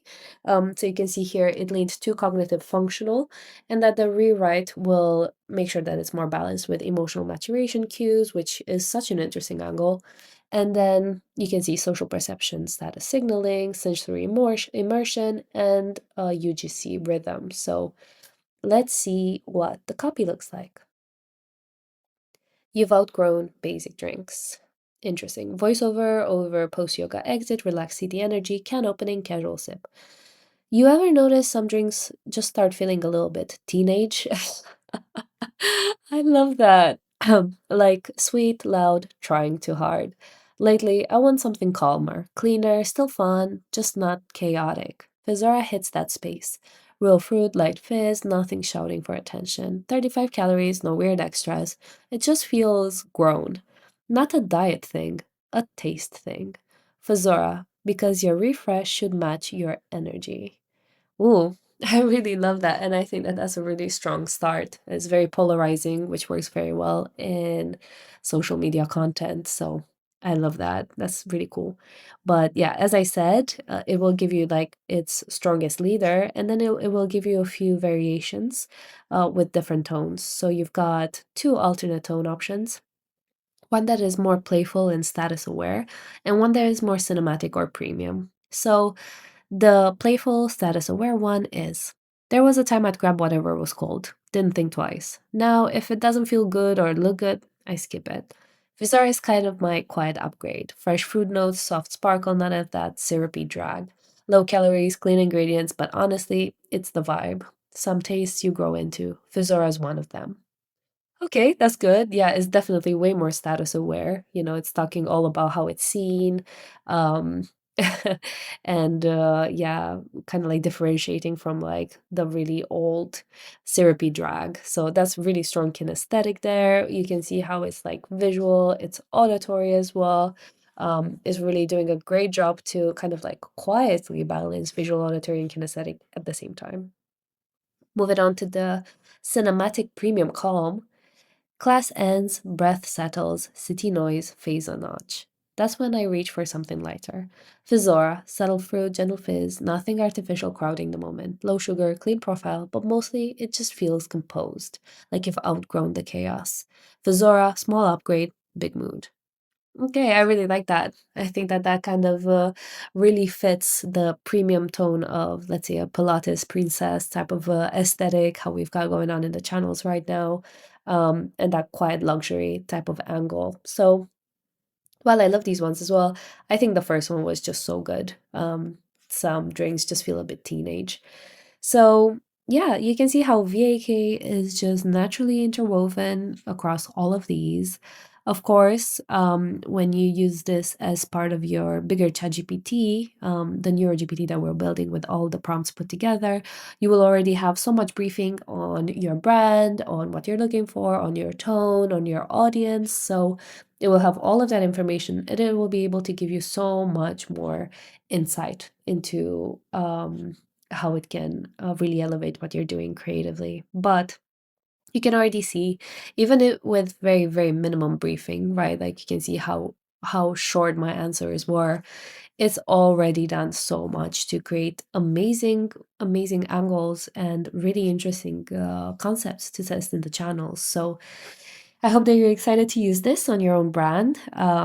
Yeah, and then it might also give you the options to do visual, auditory, or kinesthetic dominant versions that you can then test in the channels. And yeah, you can take this prompt so many ways. But yeah, I hope you feel very excited about trying it out. And Have fun. So there you go. That's Module 3. You've just learned how to decode the sensory wiring behind attention. From now on, you'll naturally start asking, do your visuals show? Do your words sound? Do your messages feel? And with the use of your AI prompt, you're now set up to quickly and easily make sure that that's the case for all copy and marketing to come. Congratulations. In the next module, we'll look at how to combine the processing and motivation types at the same time to develop truly bulletproof content. Let's go.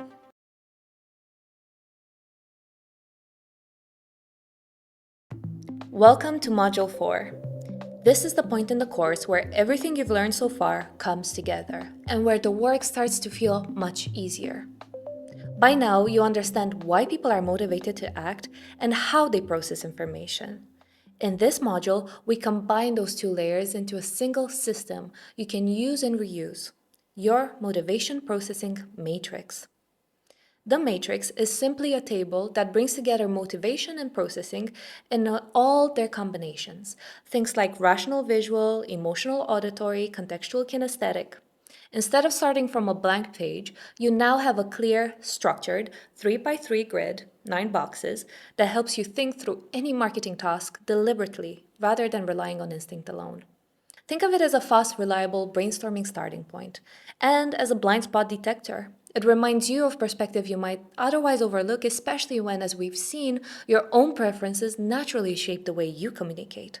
From this point on, you won't be doing this kind of structuring manually. Now that you understand the principles, we'll let AI do the heavy lifting. In this module, you'll collect a high-level master prompt that understands both motivation and processing and can apply the matrix instantly to whatever you're working on. That might mean auditing your entire brand presence, generating ideas for a campaign, or pressure testing a single ad before it goes live. In whatever way you choose to use it, the matrix becomes a tool that works with you. By the end of this module, you'll have an advanced tool that puts you in more control of how your work lands, allowing you to quickly test, refine, and rebalance any piece of communication before it goes out into the world. Now, let's build it.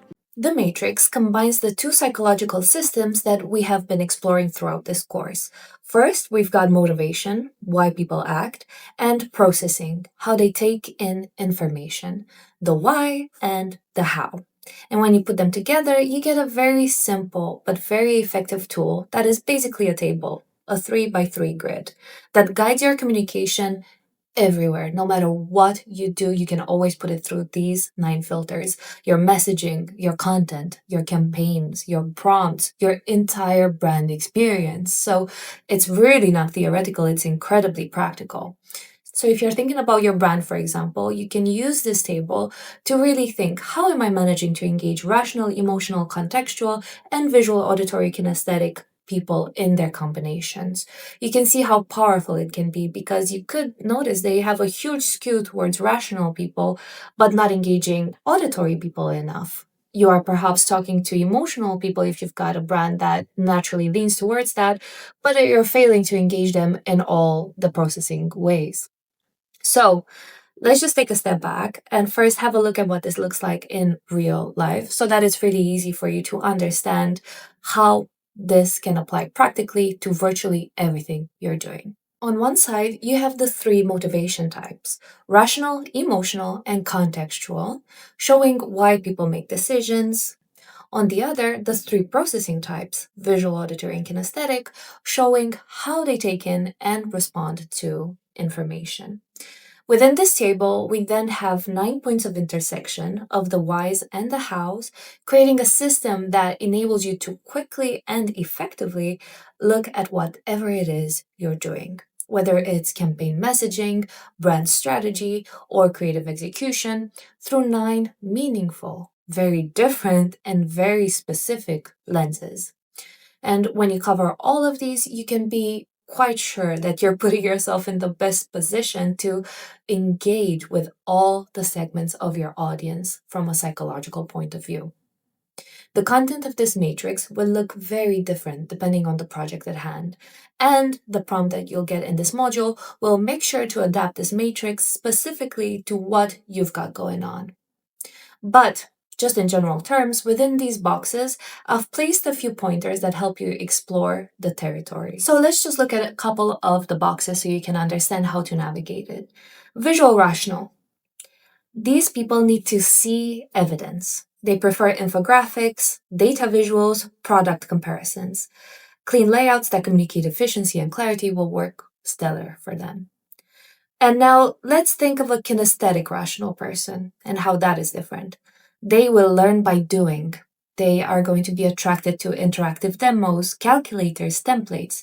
They will want to physically test or simulate outcomes, right? Already very different, two very different angles that will make you approach whatever you're doing quite differently.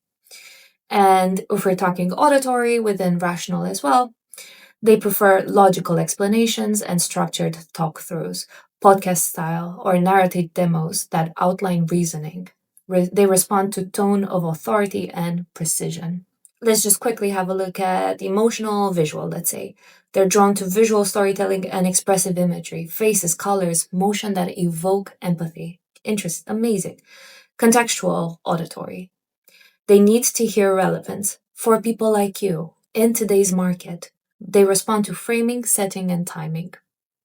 Awesome stuff. So you can already see how amazing this matrix is for looking at whatever you're doing from different angles. So I don't know about you, but I'm already getting super excited just thinking about all of the applications that this can have and remembering all the times I used it when I had really complex clients.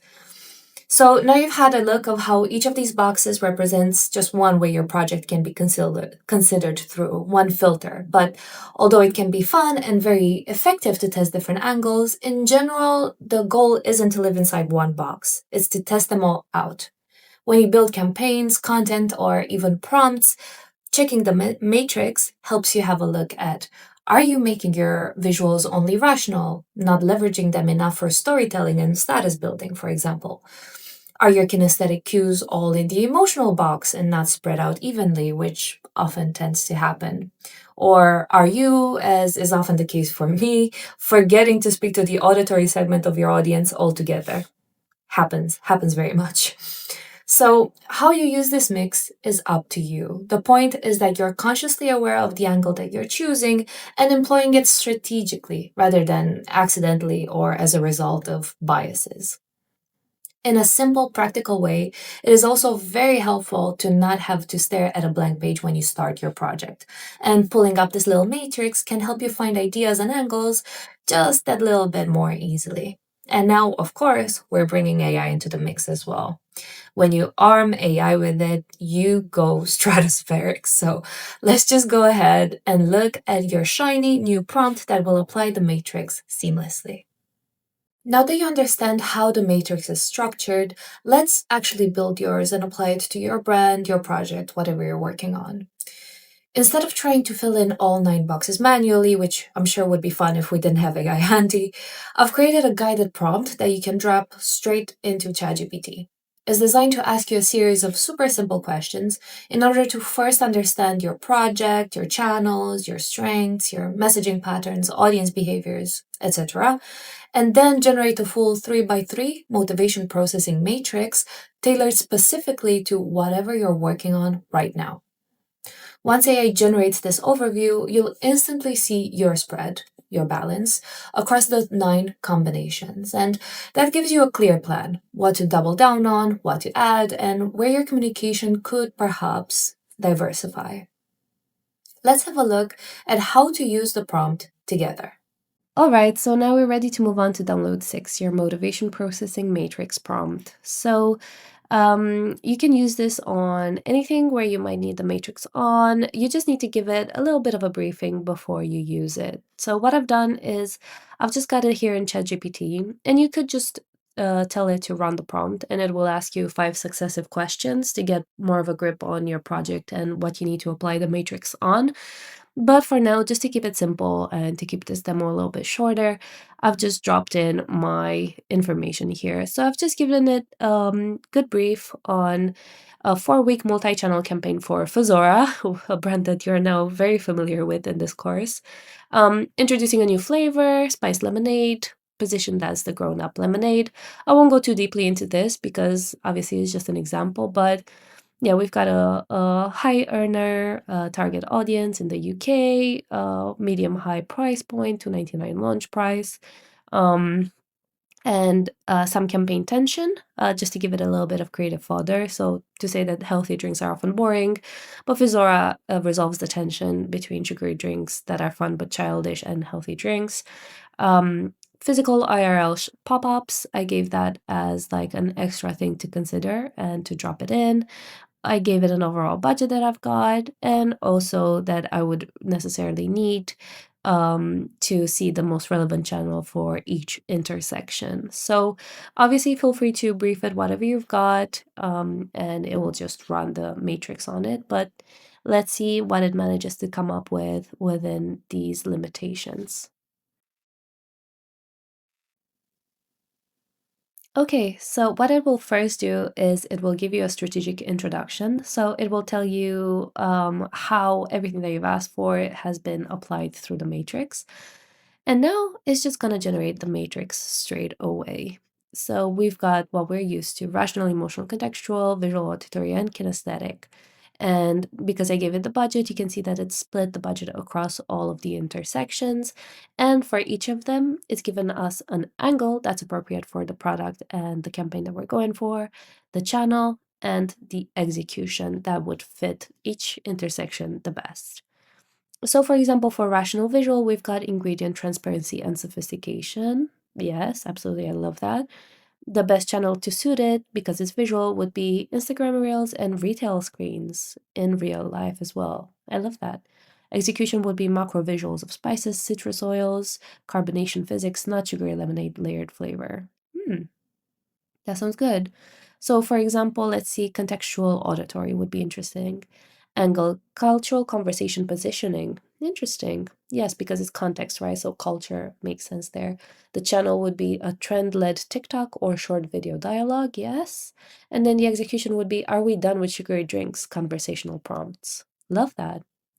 Okay, and then let's just have a look at emotional kinesthetic.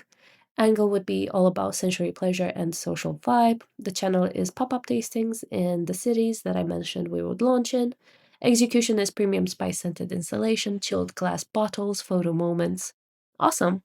So you can see it gave us like a little split of the budget as well by the intersection.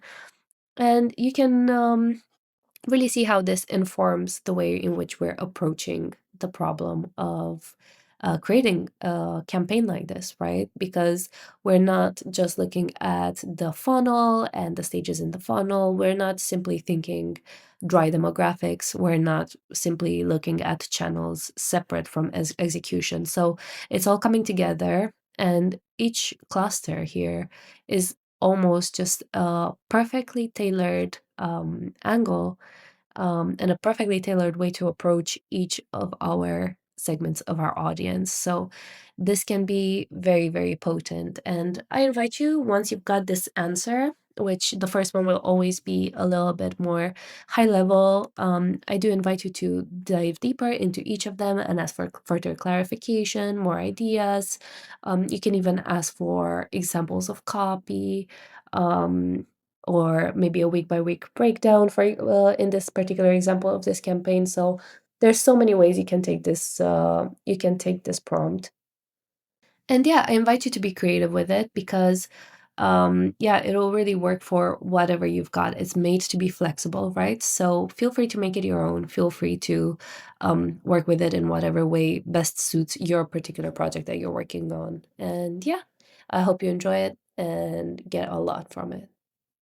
Creativity gets a lot of credit in marketing, but clarity and frameworks do most of the heavy lifting. Before the brain can appreciate creativity, it needs to understand what's going on. And confusion creates friction, and friction kills momentum. If someone has to work too hard to understand your message, their brain opts out, even if the idea is good and creative.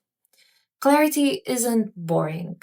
Clarity is respectful. It tells the brain that things make sense, that it's safe to stay engaged. And only after that happens does creativity become effective.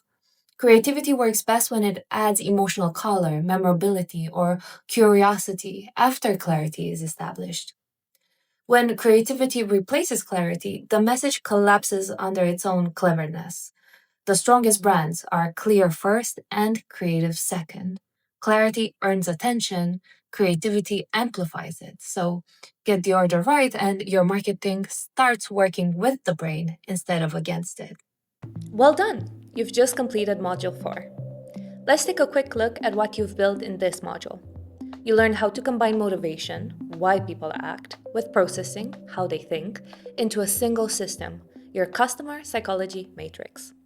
And you've discovered how to brief AI to generate your brand specific matrix so it becomes a tool for intelligent creative balance, not just faster output. The big takeaway is that you now have a forever framework you can use for anything: campaigns, strategy, content, you name it. You'll never start from a blank page again. Doesn't that feel good? Next, let's put it all together to create your own fully briefed AI neuromarketing assistant who has all these tools up its sleeve and more. Let's go.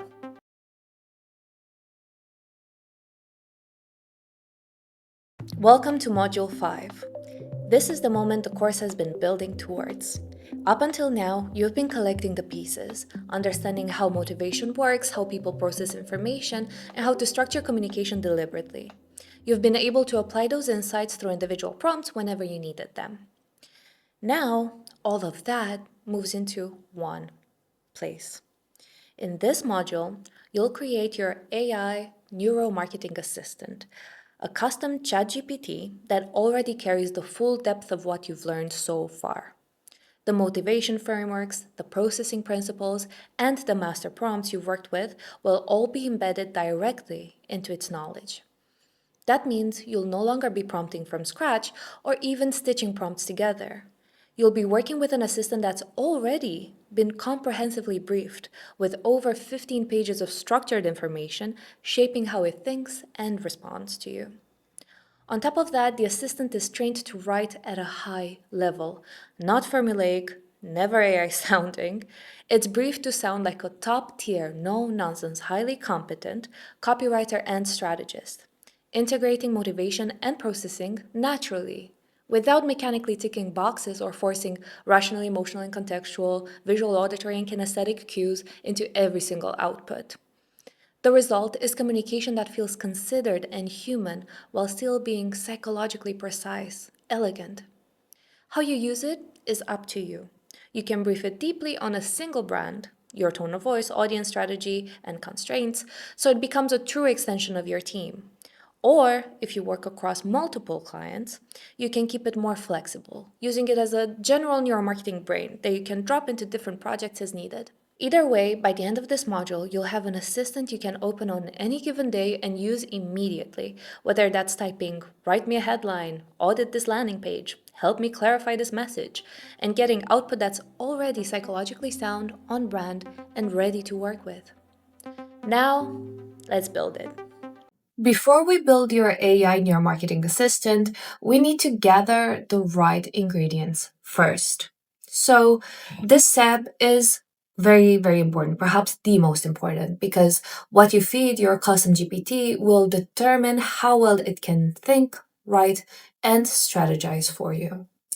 When this is done properly, your assistant won't just generate generic content. It will understand your brand super deeply and generate content that feels aligned with your brand, your psychology frameworks, and your way of thinking without you having to correct it or redress it every single time. So, before we go into actually building your custom GPT, I'm going to ask you to do a boring slash annoying task and collect a small set of core materials. If you want to collect more, the more the better. But think of this as briefing a very smart strategist who's about to work with you long term. Feel free to either put all of this in one document or to collect it in disparate documents and then feed it to AI.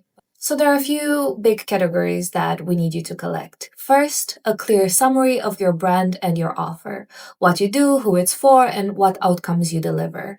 Just one or two simple sentences is enough if you want to keep it light, but you can also link it to your website to keep things simpler. Second, your product or your services. What you sell, how it's structured, and roughly how it's priced. This gives your assistant an understanding of value, scope, and positioning as well. And then third, your audience snapshot. Who you like to work with, what stage you're at, and what they're usually trying to solve when they come to you. This doesn't have to be perfect, just some raw notes are fine. Fourth, your customers' decision drivers. What you've noticed typically triggers them to look for you and what they're worried about getting wrong when you're talking to them, what they're hoping to gain, anything that you've noticed from that point of view. And fifth, your brand identity and positioning. What you stand for, what makes you distinct, and how you want people to feel when they interact with your brand. Sixth, your brand story and credibility, where you come from, why you exist, and any proof points that you want your assistant to be aware of. Results, experience, awards, or authority signals that you might be able to share. Seventh, your tone of voice, the personality, rhythm, and emotional temperature of your brand. This is very important for it to know. Are you calm and minimal? Are you bold and provocative, warm and conversational? What do you not want to sound like? All of this is very important for chat to know. Eighth, your core messaging. The ideas that you tend to repeat, the angles that you come back to, the phrases or the themes that feel signature to you that you couldn't imagine your brand without. Ninth, examples. Anything you've created that feels right. A landing page, an email, a caption, a headline, something that works particularly well in the channels. Examples help your assistant learn your style a little bit more seamlessly. And finally, of course, the downloadable prompts that you collected throughout this course so far will also be fed into it. So the more information that we feed to ChatGPT, the better. The more that it has to draw upon, the more it will be able to deliver for you. But at the same time, if you don't have that much, or if you're just brainstorming for a new brand or a new business or a new project, then feel free to not have to feed it so much. If you're a marketer and you want to keep this GPT a little bit more general, you can also give it the prompts that you collected from this course and feed them to him without any branding adjacent materials. So then it will be a gun for hire that you can drop in any brand information that you have, and it can help you think like a neuromarketer straight away. So this is just a quick overview of the main things that I think would be important for you to feed to chat. But feel free to include anything else that you find relevant, any other materials that you might have, anything that you would want a new neuromarketing member of your team to have. Okay, so now we're ready to move on to step 2, setting up your custom GPT. Now that you've gathered your brand inputs and all the neuromarketing prompts from this course, let's zoom out for a moment and look at the overall process of creating your custom Neuro GPT. We're not building it just yet. We will do that in a second together in the next lesson in a demo. But this will just help you understand how all the pieces fit together and just have a bit more clarity on what we're doing. So step 1 is creating a new custom GPT. Inside ChatGPT, we will start a new custom GPT from scratch. Think of this as opening a blank workspace for your assistant. Step 2 is adding your brand knowledge. This is where we will upload or paste everything that you gathered earlier. Your brand context, your offer, your audience understanding, all of the stuff that we were just talking about. This becomes the assistant's long-term memory, the foundation that it will always reference. So that's how we were talking about. You'll never need to tell it what your brand is again. Step 3 is adding your neuromarketing prompts. And next, you'll give your assistant the prompts that you downloaded throughout the course, the motivation diagnostics, the sensory processing prompts, and the matrix prompt as well. These will act as built-in thinking tools that your assistant can reuse in any future conversation. So if you tell it what's a rational angle for this, it'll be able to tell you straight away. Step 4, it's setting the instructions prompt. This is a very crucial step. Here, we'll write a short but powerful instruction that tells your custom GPT how to use everything it's been given, how to think, what frameworks to prioritize, and how to apply them by default when generating ideas, copy, or strategy for you. And you can simply download the instructions in this lesson as download 7. This is what turns your generic AI into your neuromarketing assistant. And step 5 is testing and refining. Once everything is in place, you'll run a few test prompts to see how it behaves for you in real practice. Small tweaks here can make a really big difference, so we'll always be able to jump in and change the instructions. And now that you understand what we're doing, let's move on to the step by step demo. Don't worry, I'll walk you through all of it, so it won't take more than 5 minutes. Okay, so we've now reached your final prompt, download 7, your custom GPT instructions. So this isn't really a prompt on its own, but it basically is the instructions that will tell ChatGPT how to talk to you, how to combine the prompts in order to give you the best possible results, when to tap into what skills, and stuff like that. So there are two ways to do this. If you've got the free version of ChatGPT, you will need to create a new chat and simply paste all of the prompts here. So you would paste everything, downloads 1, 2, 3, 4, 5, 6, and 7 into a simple new chat, and you would say, um, draw upon all of these prompts in order to make this chat a neuromarketing assistant for my business. And then it'll take it a little bit of time to take into account all of the prompts that we've given it, but you can see it's taken it on board straight away. Perfect. I'm now fully configured to act as your dedicated AI neuromarketing assistant. So um, you can see that the tone of voice is very matter of fact, very bold, very to the point. So it hopefully won't give you any of that frustrating, absolutely, conversation that ChatGPT tends to give you at this point in time. But as you see, it's analyzed all of the downloads, it's extracted what it can and can't do for you. It said where it can help you and what you might need to give it for it. So it's all completely briefed. And as you can see, it's still finding ways to go about everything that we've given it. So that is one way to go about it. And then once this chat is saved and you can see it appears here, you can simply pin it and then it'll stay on top of your chats and you'll be able to access it super easily. And then you can say, here you can paste the files, information about your brand that we mentioned in the previous lecture that you can include just to brief it on the brand that you've got going on. Or if you're working on multiple brands, I would suggest pasting all of these prompts and alongside with the briefing for each of the brands that you're working on in separate chats so that you have it all neatly separated. Or if you've got ChatGPT Plus or the premium paid version, you can develop a slightly more enhanced version of the GPT by going here into GPTs and then clicking create over here. Then what you can do is, name your Neuro GPT, so Neuro Assistant. You can write a short description here if you want, but that's not necessary. And then in instructions, you can copy this information here from download 7 and simply paste it in here. So this will brief it with everything that it needs to know. You can drop in conversation starters here, but not necessary again. And then in its knowledge, we'll be able to upload the prompts that you've collected from the course. And then you can also, of course, upload here as many files as you would like with briefing on your particular brand or your particular product that you're looking to use this GPT on.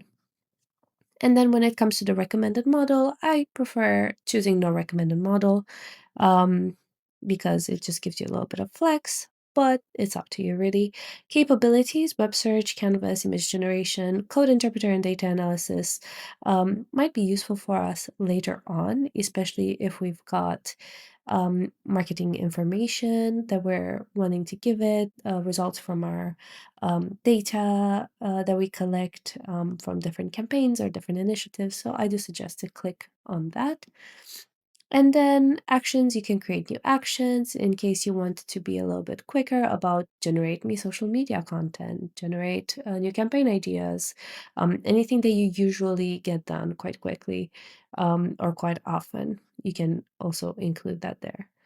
And that's it. That's all you need. Of course, feel free to add a fun image if you would like, but this will be more than enough. We click create over there, and I would like to keep it only available to me because I might include some business sensitive information in there that I want to make sure there's privacy around.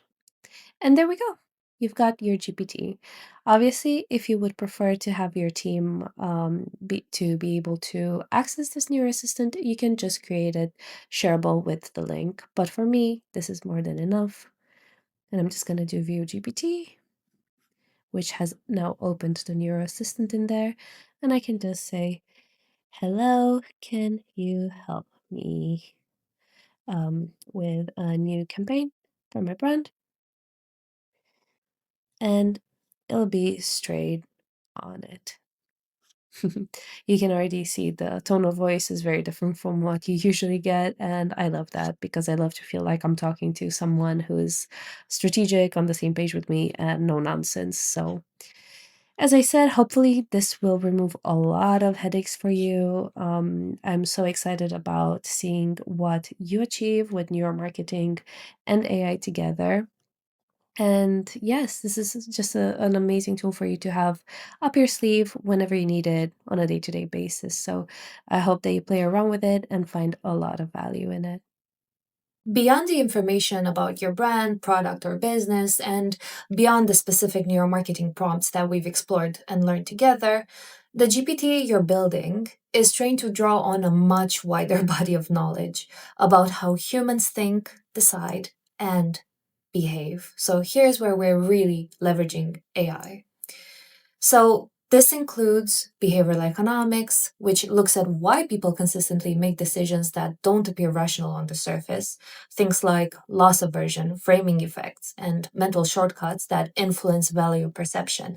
It also draws on choice architecture, which focuses on how the way options are presented shapes what people choose, often without them consciously noticing.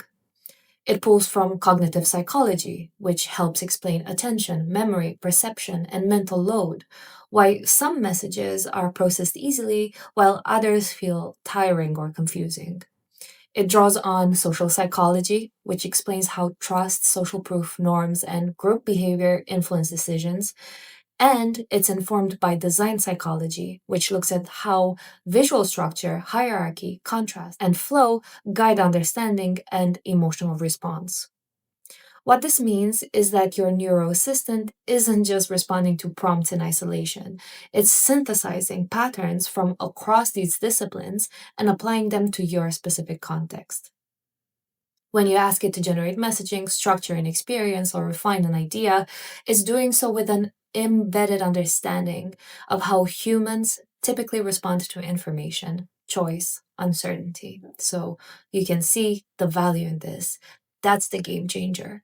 Instead of relying on gut feel alone or scattered best practices or a prompt here and there, you're working with an assistant that can consistently think through your marketing and communication with a neuro informed lens. Not to replace your judgment or your creativity, but to sharpen it, challenge it, and help you design messages that work with the brain rather than against it. Well done. So now that your custom NeuroGPT is all set up, we can move on to step three, which is integrating it into your daily work with daily how to's. The best way to use it in order to make it better and better over time so it learns from you is very simple. Just use it often.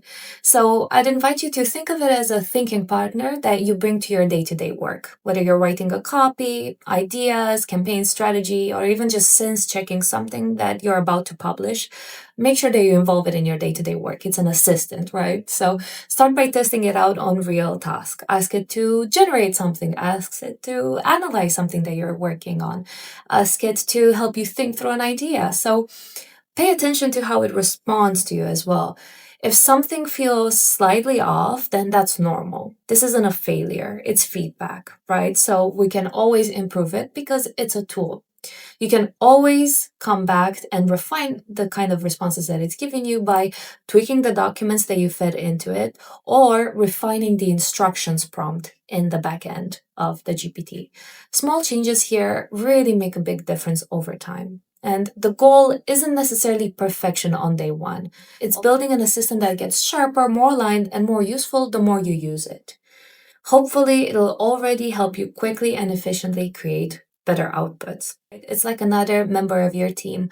The more time they spend working on your brand, learning what you like, learning what you don't like, understanding the full spectrum of what it is that you're looking to achieve, the more you talk to it, the more you feed it, its knowledge base will grow wider and wider. So the most important here is the mindset. It is a real, live, working, learning assistant. So even if right at first you find that, okay, I need to feed it more around audience, I need to feed it more around what I'm looking for, I need to help it understand my tone of voice better, that is all absolutely normal and absolutely part of the process. Just make sure that you go back into its knowledge base and either tweak or add to the documents that you've already fed it. The more you give it, the more it'll understand. And also, the more conversations you have with it, the more it'll understand what results in success in working with you. So think of it as a process.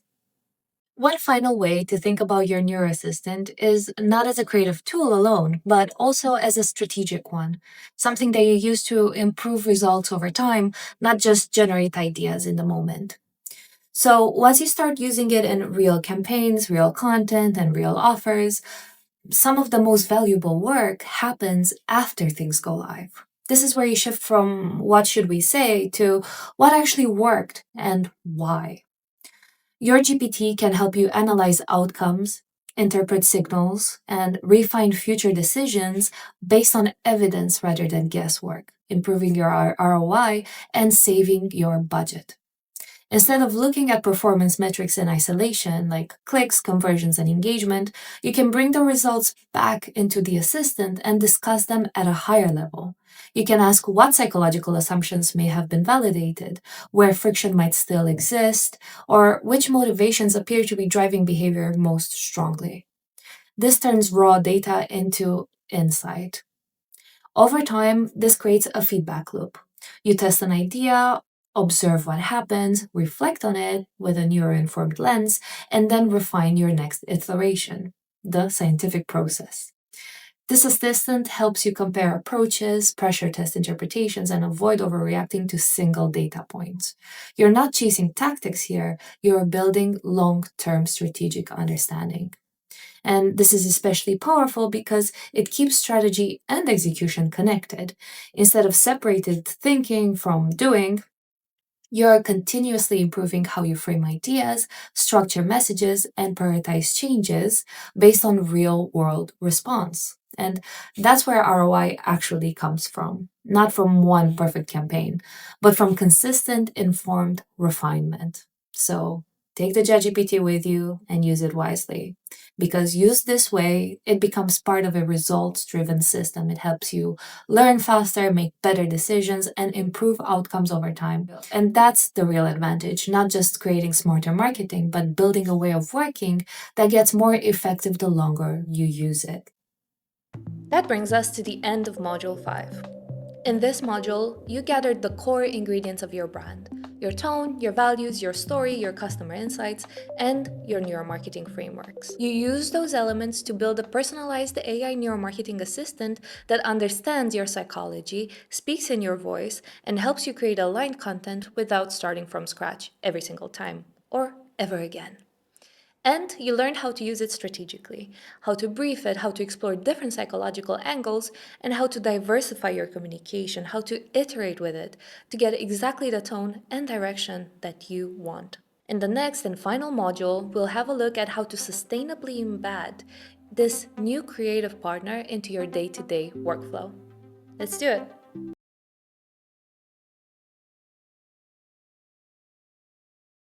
Welcome to Module 6, the final module of the course. Before we do anything else, let's slow things down for a moment because you've covered a lot. You've learned the basics of neuromarketing and added a new AI member to your team. You already have more than enough to make a real difference to your work in quality, in speed, and in ease. So, this last module isn't about learning more, but about sustainably integrating what you've acquired into your already existing workflows. So, please feel free to go ahead and make a coffee, put on some lo fi music in the background. There's nothing here you need to memorize or actively work through. We'll just zoom out and look at a few simple ways the system can settle into the way you already work, not as extra tasks to add to your list, but as a helping hand that makes those same tasks feel lighter, quicker, and more intuitive. Think of this module as your landing pad, a moment to close the loop before you move on and create your next chapter of wonderful AI powered, neuromarketing informed work. So let's begin. Now that your AI neuromarketing assistant is built, the next step is making it your default, your autopilot, so that we make sure you actually use it and improve it over time. The easiest way to do this is to place your assistant exactly where your workflow already lives. Save it as a custom ChatGPT, for sure, or if you prefer working ad hoc, simply create a chat and pin it in ChatGPT. Or you can also create a specific project thread for each campaign so that your assistant always knows your latest context. Then build simple routines. Use your assistant to kickstart every new idea. Landing pages, captions, headlines, scripts. No task is too small. Ask it to generate the 9 matrix combinations first and then choose the one that feels right.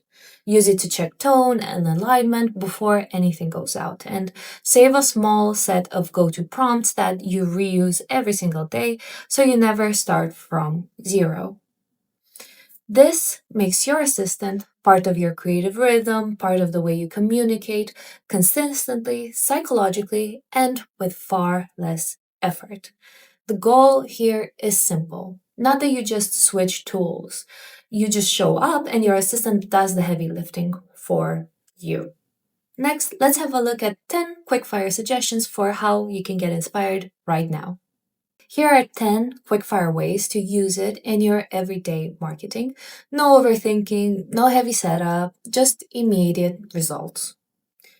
So, first, you could turn insights into content. So, you could, for example, give it a single customer insight, such as my audience generally likes this, and ask for headlines, for hooks, for scripts, for social posts built around that motivation. Simple. Two, you can ask him to rewrite anything, any angle, using the matrix. So ask it to transform a piece of copy and see how it spreads out across the matrix in different combination. Instant angle exploration. Or you could brainstorm multi-channel campaigns. Give it an idea and ask it, how would this look on Instagram, LinkedIn, email, video? It will maintain psychology and tone across all of them while staying channel appropriate. Next, you could also use it to validate your tone and consistency. Paste your content and ask, does this match my tone, voice, and values? Where does it drift? How can it be improved, right? So you can use it as a brand guardian. Or you could use it to improve existing copy. Ask it to refine clarity, emotional resonance, structure, pacing, balance out your motivation types. The assistant already knows your style, so it'll help it stay aligned. Or you could also create customer specific messaging. So, say, do rational kinesthetic campaign ideas. Ask it for messaging tailored to any thinking style. You could also generate content batches fast.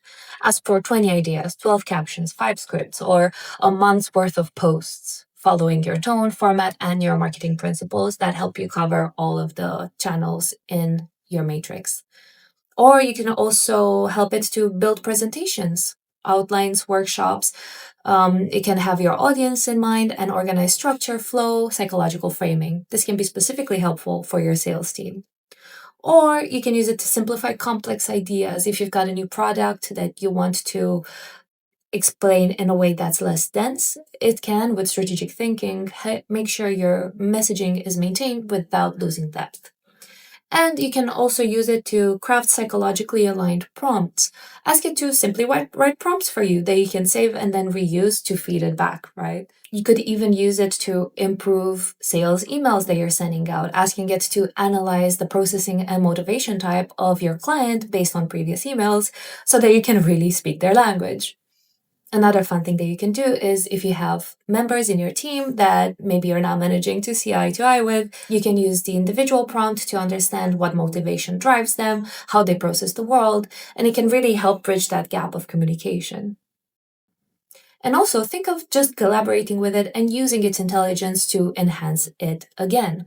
So you could tell it to analyze your previous conversations with it and tell you if it realizes that you've got any blind spots anywhere, if there's anything in your brand that you haven't considered at all. You could also ask it, what are better ways to prompt you? Am I prompting you well enough? Is there anything else that I could put into your knowledge to help improve how you respond to me? Is there anything at all that you need from me? So it can really work with you, especially if you think about it as a collaborative process. So these are the kinds of things that turn your assistant from a tool into a genuine partner, someone who helps you think, create, and communicate with far less friction and far more clarity. One very important thing to understand about your neuro assistant is that it isn't something you build once and then leave alone. It becomes a much more valuable partner the longer you use it, not because it magically improves on its own, although with AI it does tend to do that, but because you get better at shaping how it thinks with you. As you use it in real life, patterns will start to emerge, and you'll notice which outputs feel sharp and aligned and which ones feel slightly off. That's not a failure of the assistant, it's feedback. Those moments are signals telling you that something in what you fed it about your brand, your audience, or the assumptions being made is slightly off. The most powerful way to evolve your GPT over time is through calibration, not adding more complexity. That means occasionally stepping back and clarifying things like tone, decision style, ethical boundaries, or what good actually looks like for your brand. Small adjustments in how you frame questions, constraints, or evaluation criteria can dramatically improve results without adding more prompts. So, over months of use, your assistant also becomes a thinking partner. You can ask it to reflect patterns back to you. What themes keep coming up? What has it noticed that you do that maybe you're not aware you're doing? Where does friction constantly appear that could be fixed? Which motivations dominate your messaging accidentally? This turns it from a consistent ad generator into a diagnostic tool that helps you see blind spots that you might miss when you're too close to the work in the day to day. So the key is to treat the assistant as something you refine through use, not something that should come out perfect. Just like a brand voice or a strategy, it evolves as your business evolves. When you periodically update it with new insights, new learnings, shifts in direction, even any team members you've added to the team, it stays aligned with where you are now, not with where you were when you first set it up. That's what makes this approach powerful long term. You're not locking yourself into a rigid system, but building a flexible, neuro informed assistant that grows alongside your thinking, alongside your experience, alongside your audience. And over time, that consistency of perspective becomes one of your biggest strategic advantages. And just a last quick note on ethics, a really, really simple one.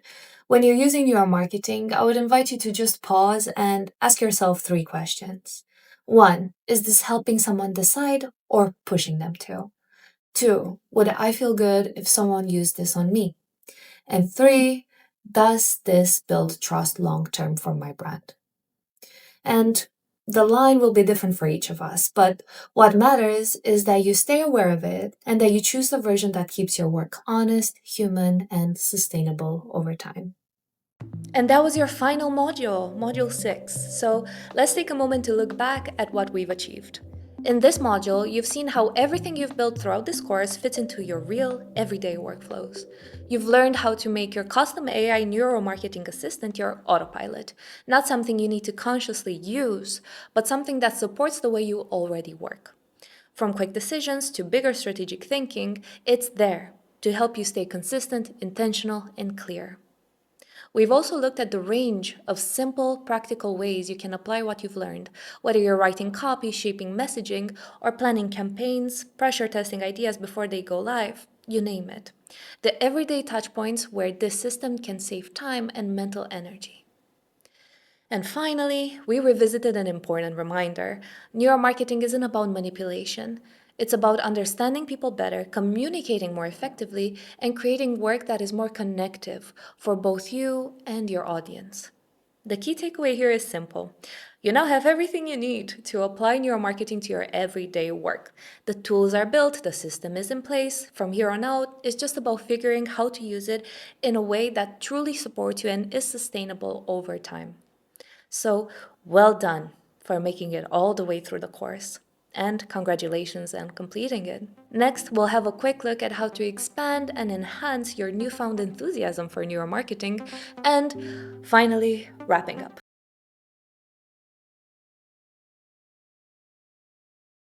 So, where do you go from here? If the psychology first way of thinking resonated with you, one simple place to continue is reading. A few classic books shaped many of the ideas touched on in this course. Predictably Irrational by Dan Ariely is a great introduction to behavioral economics. It gives you a big picture view of how people actually make decisions rather than how we think they should.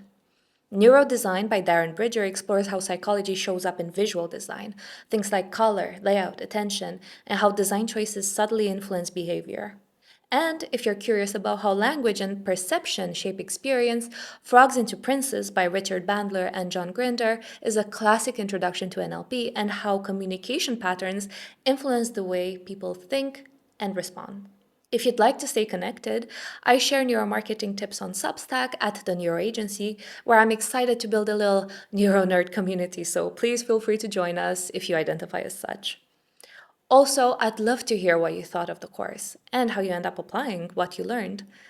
Please feel free to get in touch with me on LinkedIn, Substack, the Neuro Agency website, or anywhere else that feels natural to you. And of course, if you've got a second, leaving a review here will also really help me make better courses for you. I'd be very grateful if you took the time to leave one. And most of all, thank you for being here and for making it all the way to the end. I really wanted to create something that people could engage with deeply, something that would stay with you and evolve as your work and the world around us evolves. I hope this course leaves you feeling more confident, more excited about using AI, and more curious about where your marketing and your thinking could go next. Above all, I hope it brings more enjoyment and connection to the way that you create. The rest is just practice. So, thank you so much